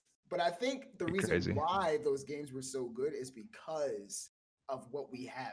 Like we didn't have what we have now back then. yeah, because the era that You they were kinda in. had Yeah. to like have some sort of creativity in order to do something. Because I'm gonna be real honest with you. If we were to have a Def Jam, Vendetta game now, I'm really not gonna give a shit about Lil Pump fighting. Lil Uzi Exactly, Vert. that's what I'm talking about. You, dude. Like, you could get the classics though, and you have them beat their ass. But even still, like, do you remember when you caught Blazing? I'll never forget the first time that DMX caught Blazing, and he just looked at the camera and just growled at it, and I got fucking pumped, bro. I got pumped. And then you had what was it, Ice-T? Ice-T's Yeah. like super move when he would body slam you and legitimately just kick you in the nuts, like for no reason. my favorite still, Meth and Red all day. Yeah, Meth and Red. Method Man. Mm. Like, they had great. Mhm. Can you imagine Lil Uzi Vert blazing now? He'd just be standing there. I feel like they I would don't make want- like yeah, them like- super ninja-y. Like they would bro. have to make all those light, super thin rappers and stuff. They'd have to be like Or just break them in ninjas. half. I wouldn't even Yeah. know who I'm picking. They all look the fucking same these days. You gotta I have the would- dyed hair. Right, Yeah. right. I would only pick one, and that'd probably be Travis Like, Scott. Which I'd one's do with the face? Ooh. Which one is it with the face tattoos? Yeah, which one? There's like 8 of them. Yeah. Fuck. All right, so I got one last question because I don't want to hold you guys here for a long time. I got one last question, then I got a couple questions for individual people themselves. The last question would be: are you guys finding it difficult now, in the state that Destiny is, to make content? I know you guys do different things, but let's go in order and see. So, Hollow, what about, or NIRIS? All right, I saw you raise. You want to start it off? Well, yeah, because like mine requires something new, Mhm. essentially, some new activity or some. I can't. They've done ever since I want to say like, I think the last thing that I did that was pretty significant was Nightmare Time Trial hunts. And before that, there's like exotic catalyst sheets and stuff like that, but they haven't done anything that really has a large amount of information that needs to be confined. Like umbral, I'm not going to make a graph for which umbral engrams are what, like it's already given to you in the menu. Mhm. So to answer the question, yes, I'm finding it incredibly difficult. It's become, I don't want to say boring, but just it's become robotic Do you think, for me. a quick follow-up, do you think Yeah. this September, I think with all the new changes, I feel like they'll have a bunch of new information. I feel like you'll be good. Yeah, I think there'll be something. That was the same with Shadowkeep. That's what that's what the time trials came out of. Shout out to EK for doing all the hard work on that with his community and finding out the times and stuff. But that was the only thing that came out of Shadowkeep. But I don't know. I had a whole game, like when I did start going in to make other ones and look at stuff and figure stuff out. There was already a good amount of content for me to do that with. So I don't know. I hope there is. I just don't want to see the game get hand-holdy. I think there's a fine line between making the information readily available so that people don't need to seek out other information in order to do things, but also, Have that permanent for give me a people. lane still. Don't put this man out of a job. But no, I get it. Like, give it so Yeah. that they can kind of figure it out on themselves. But then also, like, for the people who really want to dive in, they can go look you up and be like, okay, this is the graphic that I need to Yep. find out what exactly Just what quick I'm doing. reference. Yeah. Yeah, exactly. What about you, Nate? I mean, you're still I see you Wait, with the what was- meme videos and everything. Yeah. The question I mean, was, are you finding it difficult to create content for this? it can be tough in terms of how do I get my stuff to be seen so I can spread the memes, I guess you would say. Just because like on YouTube and stuff, it's such a saturated market. I mean, it's got to be, it is a little difficult because you can't really just do whatever you really want. You got to kind of do what other people are doing, but you can't do it the same exact way, even though some people do it the same exact way. And, you know, I'm not saying names here. Oh, you're talking about. We're doing that now. No, but Wait, but do really, we it's all have like doppelgangers here. I think in the I'm sure we all have some kind of weird version of us floating around there that has a lot more followers than us. But I mean, I luckily the content I'm kind of trying to like, I'm doing a little bit of a mix. So like with new ideas I have with because I do the caricatures and the impersonations and the voices and stuff too. That stuff's a little harder to make. So I've been kind of like doing other content to flow with that. Like I did that interview with a cheater thing, which was super funny to edit and do and just be weird. And like the whole concept of my content creation has been just kind of seeing what the community is going at and then memeing on it and making it funny because everybody takes it sometimes way too serious. Like we are just playing a video game. It is a video game. We're supposed to have fun. Content creating is not supposed to be super dry all the time. Serious. This is the best weapon. You need this best weapon all the time. Like make people laugh, entertain, have fun. That's and I'm hopefully finding a good balance with that. It hasn't been super hard. Just finding the time to edit is the hardest part. What about you, James? I know you just put up a video that got the movie of the week, Bungie. I did, yeah. That was awesome. That I didn't get an invite, but you know it's okay. It is what it is. Maybe next time. I'm sorry, we didn't know each other at the time. No, you're good. You're good. Yeah, that Nagi and Nathan were a part of, and like I give all my thanks to everyone that was involved with that. Like, couldn't have been made without everyone. And it was just amazing to put out and share with everyone. But as far as like, I'm a very particular content creator. I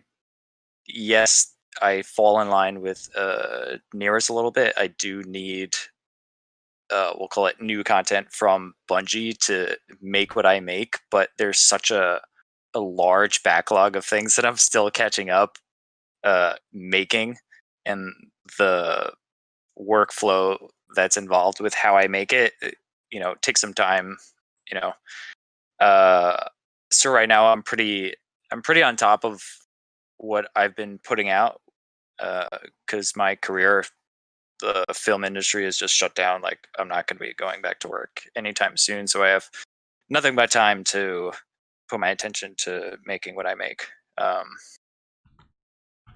Yeah, and like everyone, excited for September for a new subclass, whole slew of just new cool shit we're going to be doing and killing monsters with it. So we can expect to see you with some icicle tomahawk ice picks, eh? Eh? All right, I'm just making sure, man. It sucks that that's happening with with everything that's happening in the world. I mean, we're all trying to figure out why is there shit flying in my house. Well, you need to like call an exterminator and an exorcist. I need the dust. Like, I feel like it's dust.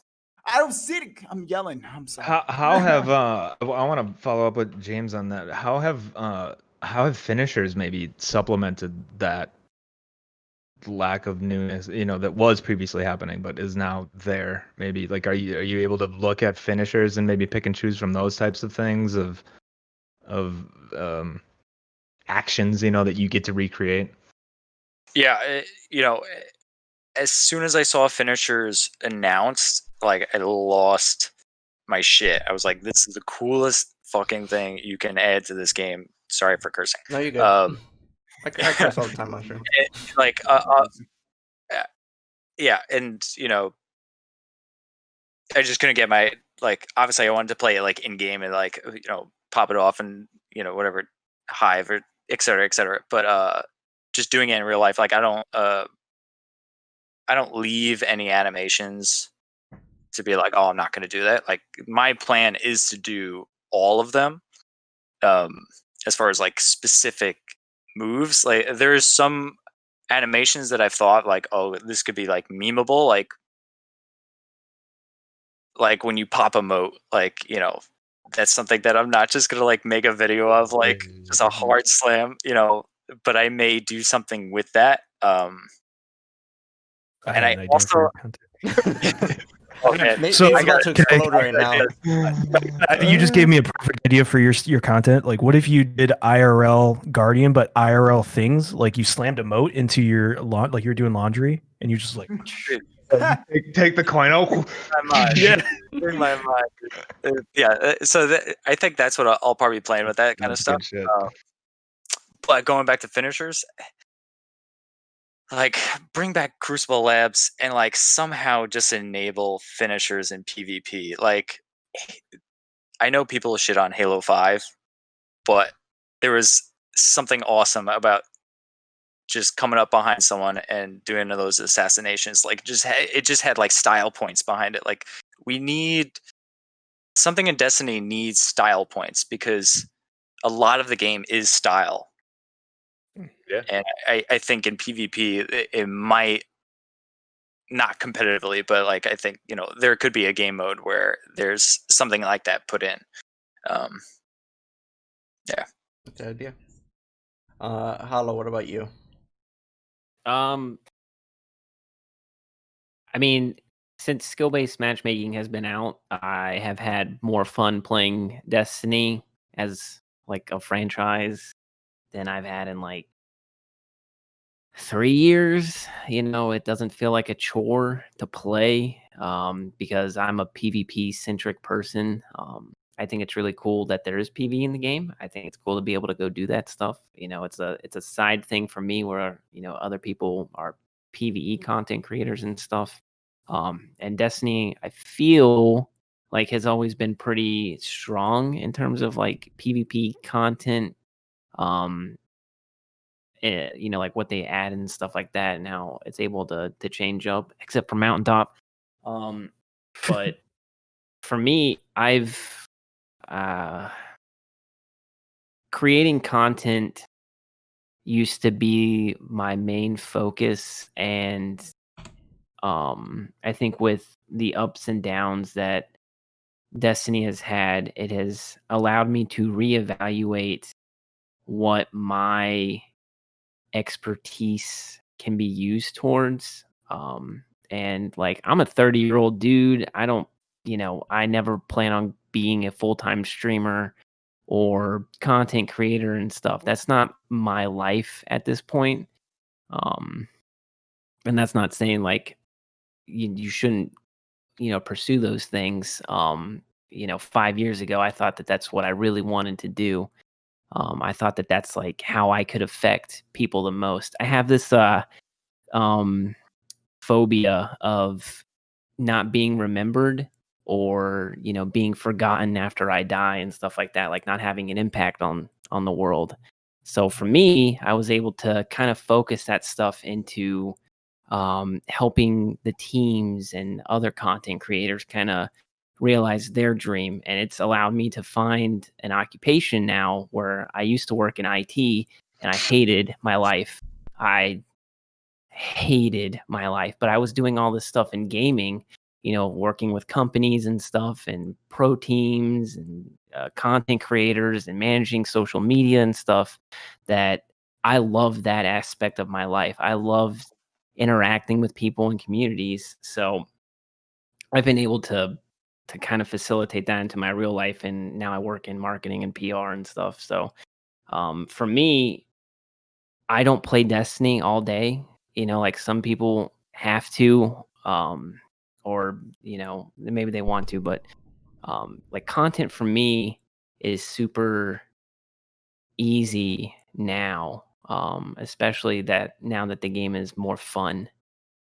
And like, I feel, and this is just in the past like 2 weeks, like the community and stuff, it's kind of like we hit a reset button.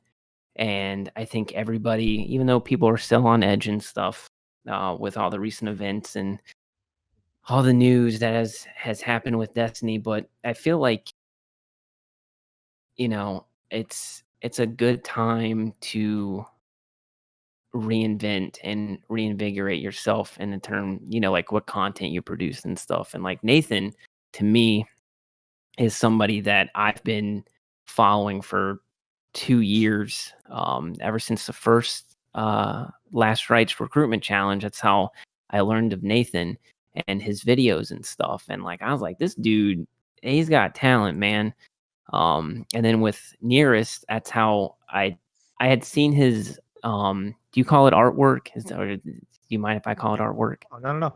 Okay, so I've It's seen art, man. Yeah, it is. It's phenomenal. I mean, you make stuff that, people who have, like $100,000 jobs can't make. So you make gorgeous infographics and whatnot. And I've seen your stuff on Twitter and everything. And I was like, dude, this guy's so talented and stuff. So like, I have none of those type of talents. Like I don't look like Mr. IRLGUARDIan, Rico Suave down there. I'm not handsome. I'm not. You're probably like 6'2", man. You look like you go to the gym. Yeah. Like I can't do flips and stuff. On stream the other day, people wanted me to do a backflip, and I think I broke my ankle. So I don't have that type of talent or innate ability to create content like you guys do. So instead, I funnel that into helping other people and other communities and stuff. So like playing games is just like an avenue for me to meet, talented people like you guys, and Nogi and MARU with your podcast and stuff. Like I think that's I think that I don't have that type of talent, but I can help facilitate people and connect people in a way. So for me, it's easy to play video games. I don't think you give yourself enough credit there, though, Mr. HOLLOWTIDE. I think every branch, I think everything is content creation. I think content creation is. I think people who look at content creation and put a meaning on it in terms of a demographic of that caliber is putting a little bit too much heaviness on the actual terminology of content creation. I think content creation. I think people who fucking put tables together is form of content. I think people who. I think people who fucking cook on YouTube. That's content. Like, you know what I'm saying? Like Nathan could make a video of him doing arm curls, and I might get a little interested. But my point is, that's some OnlyFans content, though. I don't know about that. Right. But my point is, like, I think that that's a form of content creation. I think that I'm not out there able to, you know what I'm saying? And a lot of people don't know, but I took gymnastics at one point. There was a point in time to where I was really in the mind concept. I told Maru the idea where I wanted to really do a live action Miles Morales. Hell yeah. Let's not even talk about that, because this man made me write a movie script for this movie, and we never did it. It took you legitimately months to come up with a small script. Like, don't put it on me. Don't put time on my craft. Don't put time on my craft. But don't patronize me and say it was my fault that it didn't happen when I was legitimately waiting for you. Fuck out of here, you asshole. Anyway, my point is that it's really a situation to where I took gymnastics, and what he does is it ain't easy. It ain't easy. You know what I'm saying? Like, I'm not gonna knock that. And I used to draw, but I didn't obviously pursue that. So my talent is obviously not in, professional arts of NIRIS, and I'm not obviously as built as Nathan, and I'm not as athletic as Guardian. But you being able to connect people with opportunities and with other people, you having the ability to connect is a form of content creation. You're on a podcast right now where my talent is not I'm not the best gamer. I'm not out here outplaying all of these different people. I got a couple clips. I can hit a couple snipes once a here and there, but my talent is really in conversation. My talent is being able to switch to overhyped, personality to a really articulate intellectual in the blink of an eye, and that's something that I push on. You know what I'm saying? Maru's talent is being able to really be fearless when it comes down to. I don't have any talents. I make jokes, bro. I was getting shut up. Maru's talent is being able to be fearless in terms of connecting individuals. Because if you notice, I'm a co-host. The filler is his idea, and look how many people have been guests on it. These are people that he either has known for a while but has never really engaged with, or has just recently met, and look how fast it's grown. That's his talent. You see what I'm saying? So don't sell yourself short there, buddy. You just might have something that's dwelling as a gem. You just might have something, Yeah. you know what I mean? Even I look at streamers and be like, sometimes I look at my own craft and be like, oh, I could be doing more. Like, you guys all said very nice things, and I'm very, very appreciative and grateful. And I still look out and up at other people, that are pumping content out. And what Nagi said about like the meaning of that label should be looked at. Agreed. 100%. Nate, you want to say something? Oh yeah, I was just gonna say I was gonna attest to Hollow being a facilitator of things. Like he's one of the dudes that I at the beginning of the year I wasn't sure how I wanted to approach content creating or if I even wanted to keep doing it because I did try out for Last Rites the first time around, and didn't make it in, and it really was like, am I making good content? Am I And then I found out, I lost my I talked about it recently. I lost my friend Brad to depression and. It made me reassess what I was doing and if my content could do something more. And I feel like Hollow like really has helped me facilitate and like believe in my content again in what I was doing. And I think he's one of the bright spots and one of the coolest people I've met and gotten to interact with and talk to. And I do think he's a hidden pillar in the community that people just haven't been able to see yet or should be able to see now. Thank you. So I love him. All right, guys. This is a Buddy, podcast in just this- talking about everything good about Hollow. Keep going. Everybody yes. in here is telling you, destined for something great, man. I'm telling you. Yeah, I Promise mean, you that. I wouldn't have brought you guys in if I didn't think there was something unique or special about you that I wanted to showcase on this platform I have. So do appreciate you guys coming. I have one question for each person, just for the sake of time. I'll just go in the order I have the question. NIRIS, this is a question for you. How long have you been doing graphic design for? What keeps your drive going as strong as it has been? That's a fun one. How long? 12 years, I want to say. Entirely self-taught. Started out wanting to do mixtape covers were costing too much. I was a DJ and I was employing somebody to always do my mixtape covers, and I couldn't afford that shit every time I wanted to put one out. So started to do one on my own. But I kind of got out of actual graphic design, even though I would consider the weeklies graphic. I primarily focus on interface and experience design because I want to have an impact on people's lives and how they use things. The shortest point from A to B type of stuff, which is kind of the focus of the infographics anyways. But as far as my drive and what keeps me going, it's that area, especially. It's doing something every day, using the internet, experiencing something and seeing how it could be made better, or what was frustrating about something where I see an opportunity to improve upon it. That's the stuff that really keeps me going, because I'm like, oh, this could have been this, or this should have been done this way, or you could have made improvements here, or the contrast should be different here. And I learned that, like, I didn't know shit about contrast ratios 2 years ago. Yeah. I didn't know that there's actually accessibility standards for colorblind people on the internet. Like, there's so many things that I learn on a daily basis because an idea popped in my head of like, that doesn't look right, or that doesn't feel right. And it kind of keeps going from there. So my drive is just having experiences every day. I have to say a little segue question, and I'm trying to go based on my knowledge of books. But are those Marvel books behind you? Yeah. Bro, I see the little Marvel design up top, and I was like, okay, I think those are Marvel books. Oh yeah. All right. Yeah. Whole. I am such a nerd. All right, James, this question's for you. Have you ever tried applying to work or collaborate with Bungie? Especially if that's something you would want. I feel like you could create some awesome finishers. That would be an amazing opportunity. It would be an amazing opportunity. I can't say they have on their job listings what I would apply for. It would require a different route to go into mocap.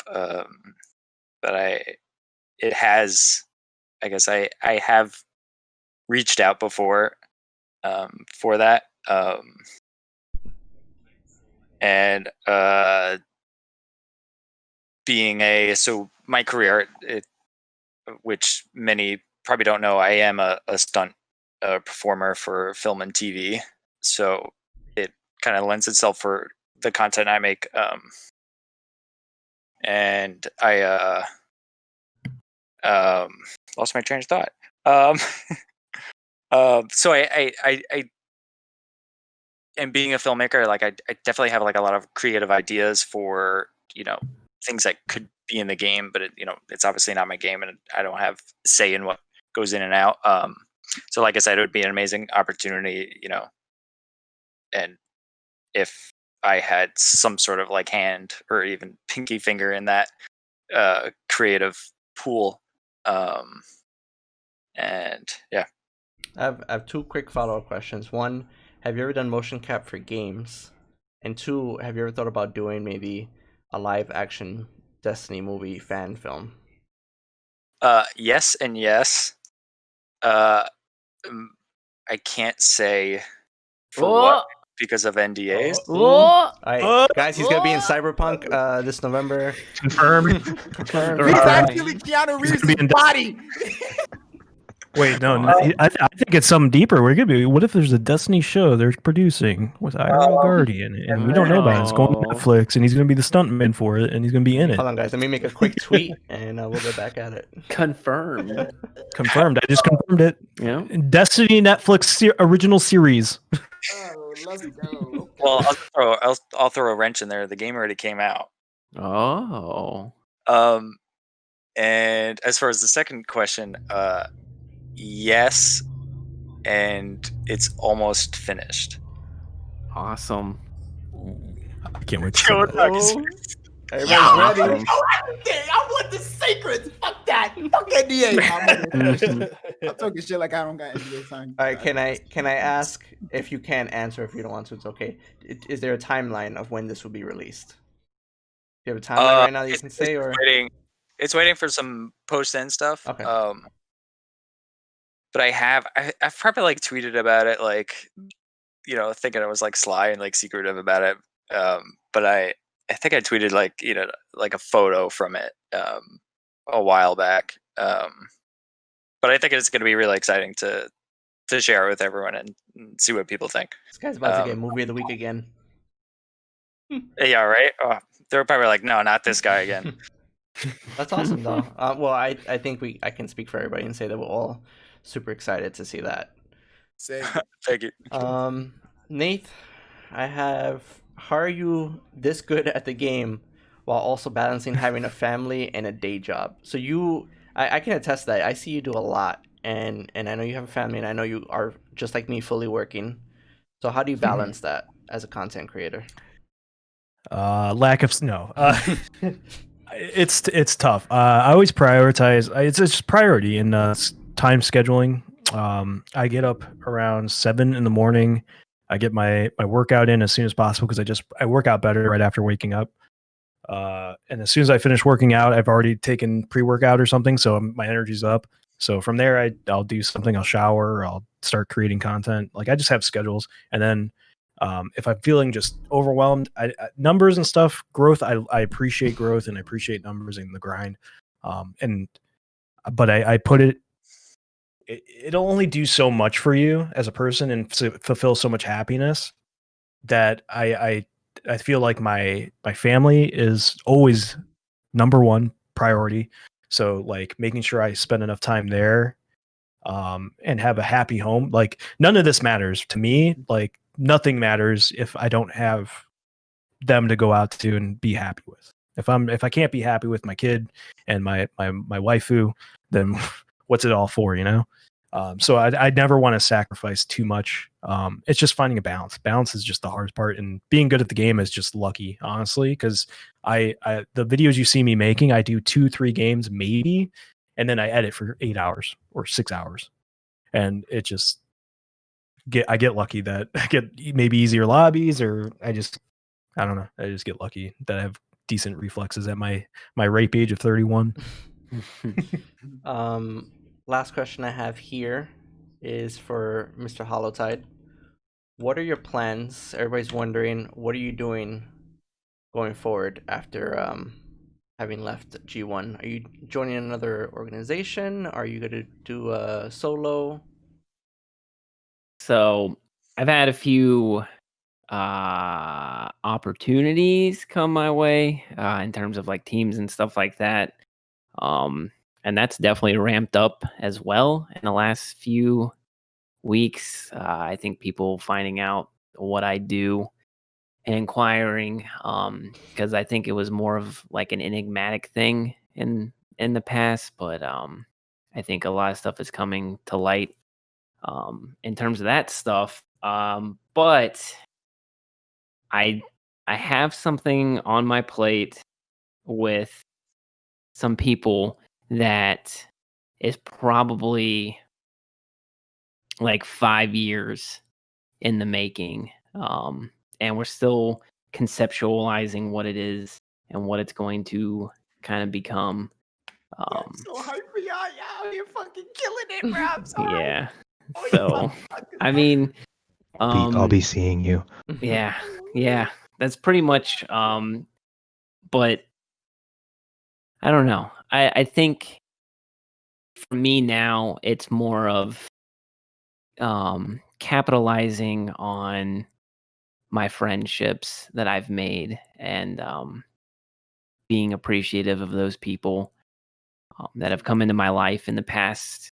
Like I said, I've been doing this for like a decade now, and the amount of people that I've, spoken to and worked with, and the amount of new people that I've met and have tried to help, guide through the internet and how it's constantly evolving. And I think that that's where I see myself right now. I'll never join like 100 Thieves or anything like that. I did see that Halo was tweeting out about asking for a community manager type of position, and I like for 10 minutes thought about applying for it.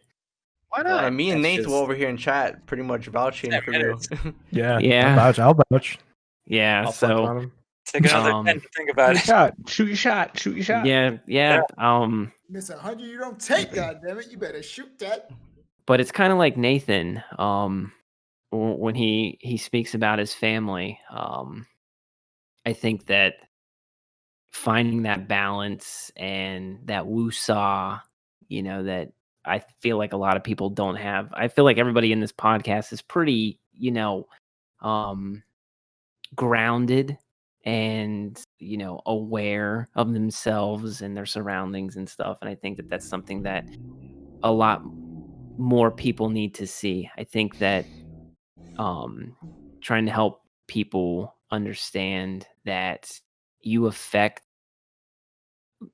like you're no longer stuck in a community that's your neighborhood, or the school that you go to. You are a global citizen who has access to the internet and a pedestal or a soapbox, and what you choose to fight for or talk about or what side you're on, that you don't have to be a product of your upbringing, or you don't have to, you don't have to subscribe to these ideals that maybe surround you. So I try to find people that are like-minded in that sense. I love having conversations with people, and not arguing, but having real discussions where both people go in with an open mind, and explain their side and stuff like that. So I just want to see more of that in not just gaming, but overall. So that's my plans, is to just keep on keeping on, and hopefully people, because kind of what Nagi said earlier, where everybody's, you have a one-track mind on something for 2 days, and then something else, and then you switch gears to that, or you just forget. So don't forget Black Lives Matters. Go out, protest, whatever you want to do, support, donate to charities, because all lives don't matter until Black Lives Matter. And then don't be a fucking pedophile, creep, sexual predator. Don't be a So, scumbag. Yeah, don't be a scumbag, 100%. and be a decent human being. To connect on what Hollow is talking about, because everybody's answers in terms of the personal questions that was asked was just all fantastic answers. And to reiterate my emotions, I truly am super proud of each individual. I know we don't really have much time because we've been on this podcast for about 2 hours now, and pretty sure all of us are definitely busy. But again, of course, me and Maru, I'm pretty sure I'm taking this away from Maru's outro. I'm very appreciative that you guys decided to come onto the show.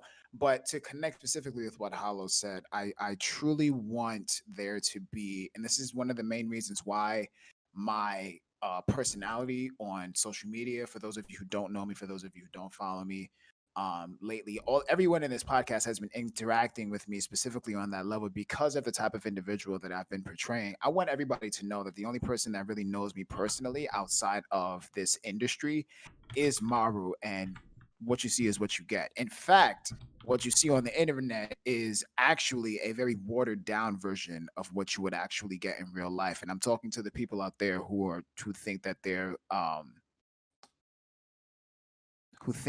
little bit bigger than they are. Be decent human beings, really.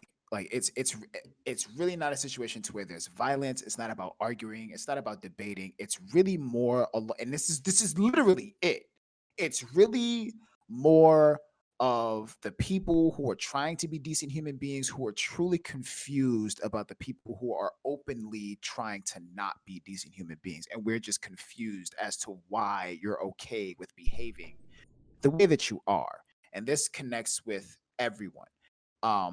And then of course I'm going to say this, and then I'm going to give it to Maru.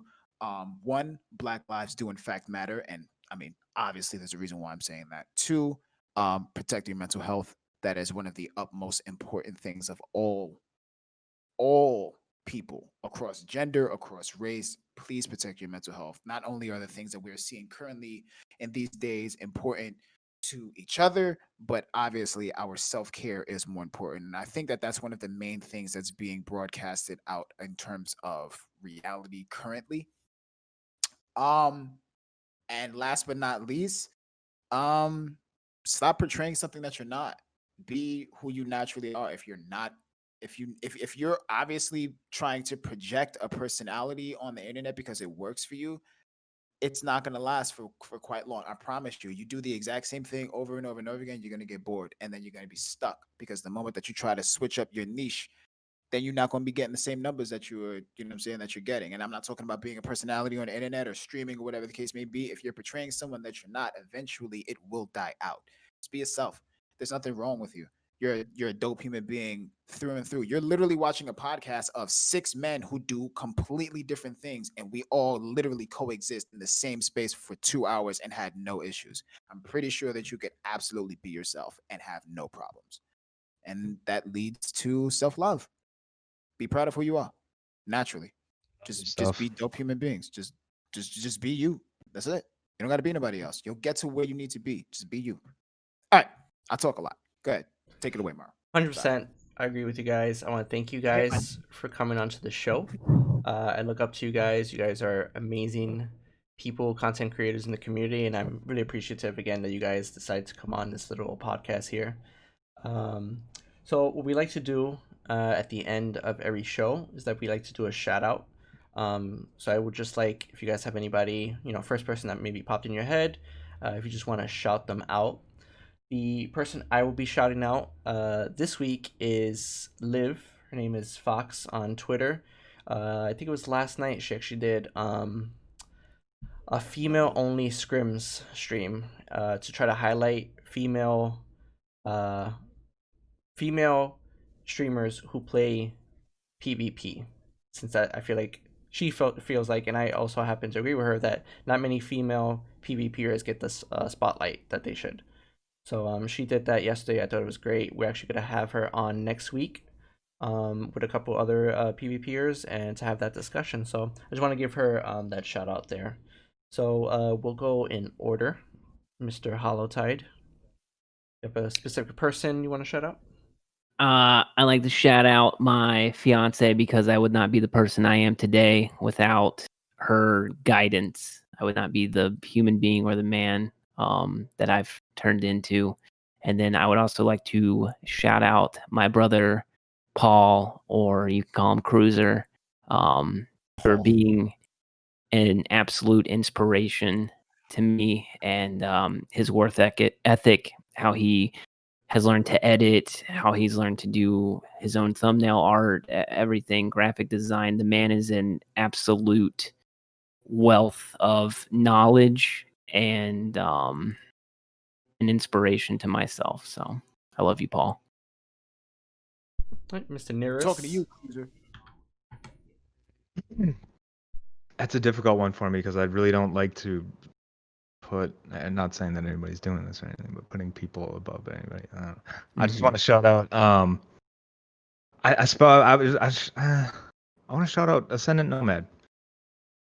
He's been an incredible homie to me since the towards the beginning of D2, and even more recently. And he's given me opportunities to work in a space that I didn't think I'd be able to work in infographics and stuff like that. And I think he's only now just beginning to really come into his spot, and he's been a pillar of the PvP community for longer than I even know of. And yeah, if you're not aware or following him, you absolutely should be, because he is an incredible human being and just somebody I love to just talk to and shoot the shit. And just thank you Nomad, for being a homie. Love you, dude. NATHINSANE. So let's see. First off, my real life, my family, they're number one always. They're always gonna be number one. My waifu and my little dude, Bean. They've changed my life and given me focus in a lot of things that I didn't have that focus in, and just have made me a better human overall. And then in terms of content creating and like in Destiny and stuff, some of the bigger like Damfinity and the Reset Boys, like Mex and all them, they've been super cool, and I feel so welcomed when I raid with them and have fun. And then on YouTube and stuff, I've been really good friends with somebody that's pretty can be kind of controversial in the community. He's a lore guy, Dark Side Royalty Joker. He's a flavor, man. He's a certain flavor for some people, and they don't always agree with him. But he turns he's got some like seriously depth content, and some people just spout him as a Destiny hater, but he's actually one of the people that he wants the game to succeed. But he says it in such a way. He just has a certain personality that a lot of people don't kind of get. But his content is some of the like most informative, and it parallels to real literature, and he does a lot of work, and I think he's underappreciated in terms of his realness too. And James, what about you? Shout out to my amazing wife who kicks my ass and makes sure I'm a better person every day, and love her to death. And my dog Akira. And then besides just specific people, like just shout out to people that aren't afraid to speak up and speak out, like on the behalf of others. Specifically, he wasn't doing anything. We need that more than ever. But I will steal Nathan's shout out. Damfinity is like one of the kindest people that I had the pleasure of talking to in like one of my first podcasts. And then another person, Amaze, is a really great content creator and just a humble, nice person. We just need more people like that just, when I scroll through my feed, the things I say, really like puts me back in the ground, like gets rid of the bullshit. And it's just, they're a nice welcome, to be around. and finish it off with Nogi. All right. I know I gotta ruin all of the love. No, I'm joking. My shout out will always be the same. Because if it wasn't for this particular individual, to keep it 100%, I would keep it a buck. I would not be alive. I would have definitely ended my own life, and that is as real as it gets. I come from a very rough background, and I did not know any of you amazing people during that time. I did not have a lot of people in this one particular. I didn't have anybody, and this one particular individual managed to spew her beautifully shaped face and just be a beacon of light. And that is Boma. Shout out to Boma for being a part of my life, being a part of my growth, dealing with my hardships and my insecurities and my doubts. And even though our connection in terms of each other has shifted, we have never left each other's side. And that leads me into make a secondary shout out, only secondary to her, but definitely primary to almost everyone, not only in this industry, but in this community. Shout out to every person who is a major advocate for mental health. Everything that we are dealing with, everything that we go through on a regular basis, whether you're a decent human being or not, mental health is definitely a part of it. The people who are struggling to maintain their positive attitude in these hard times, who are struggling to be beacons of hope, to be entertaining during these hard times, who are trying to maintain their channels and make their channels forms of escape from all of the craziness that's happening in the world, they themselves are dealing with the hardest of hard because they're trying to maintain a smile during hell on earth. So major shout out to every person such as She Snaps, who has hosted countless streams that are dedicated to meditation, rehabilitation, and emotional connection, not only with her chat, but with herself, who constantly reminds everyone in her community on her platform that it is in fact okay to not be okay. But you have to take care of yourself, especially with the news that we received today of one of the most known Twitch streamers who ended up losing his life because of. You don't know that it's on the internet. You can research it. It's real. It's a factor. Someone who has lost people to it, not only myself, but Nathan has also lost people to it. So I have almost succumbed to it. I'm not joking. I would not be here. I've had various attempts. Some of them I didn't have the balls to follow through, and some of them just didn't work. So yeah, I'm a walking miracle. Sometimes the trigger didn't pull. Take that as you want. You could think it's a hypothetical. You could think it's a metaphor, but so shout out to Boma for being a beacon of light. And shout out to the people who are really treating people with care, because you're doing something. Not only to the people in this podcast, but to the people out there who are not watching us right now. People like Hollow, Nathan, we already spoke. I think y'all not doing nothing. Y'all have no idea. You have no idea how you're affecting somebody. So just be kind. Just be kind. Not everybody is like me who could give you that asshole back. Not everybody's like me. Not everybody's like us. Not everybody has backbones as thick as ours, or skin as tough as ours. Not everybody's like that. Some people are weak as shit, giving off a strong persona, and y'all have no idea. Be kind, be decent, be leaders. It's okay to be a supporter, but you could still stand as a leader. And to be quite honest, and I'm going to say this, and then we're going to close it out, a leader is not someone who stands on a pedestal and tells everybody else what to do. A leader is somebody who's down in the trenches with their people, working towards an initial goal. Remember that definition, and don't question if you're not getting that response and you think that you're being a leader. That's all I have to say. 100%. All right, guys. I want to thank you again for appearing on the show. You guys are all amazing. You guys can follow them all on Twitch and Twitter. I always like to raid somebody at the end of the show, and I have one person in particular who's streaming right now, and you guys both mentioned him. Mr. Danfinity right now is doing a little stream, so if it's cool with you guys, do like a little raid for him. Go show him some love. You can catch us every Thursday doing the filler.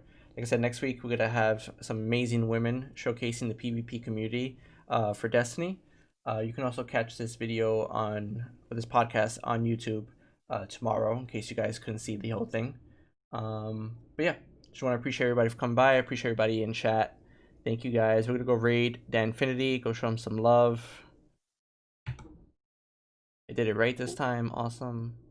Yay. Thank you guys. GG.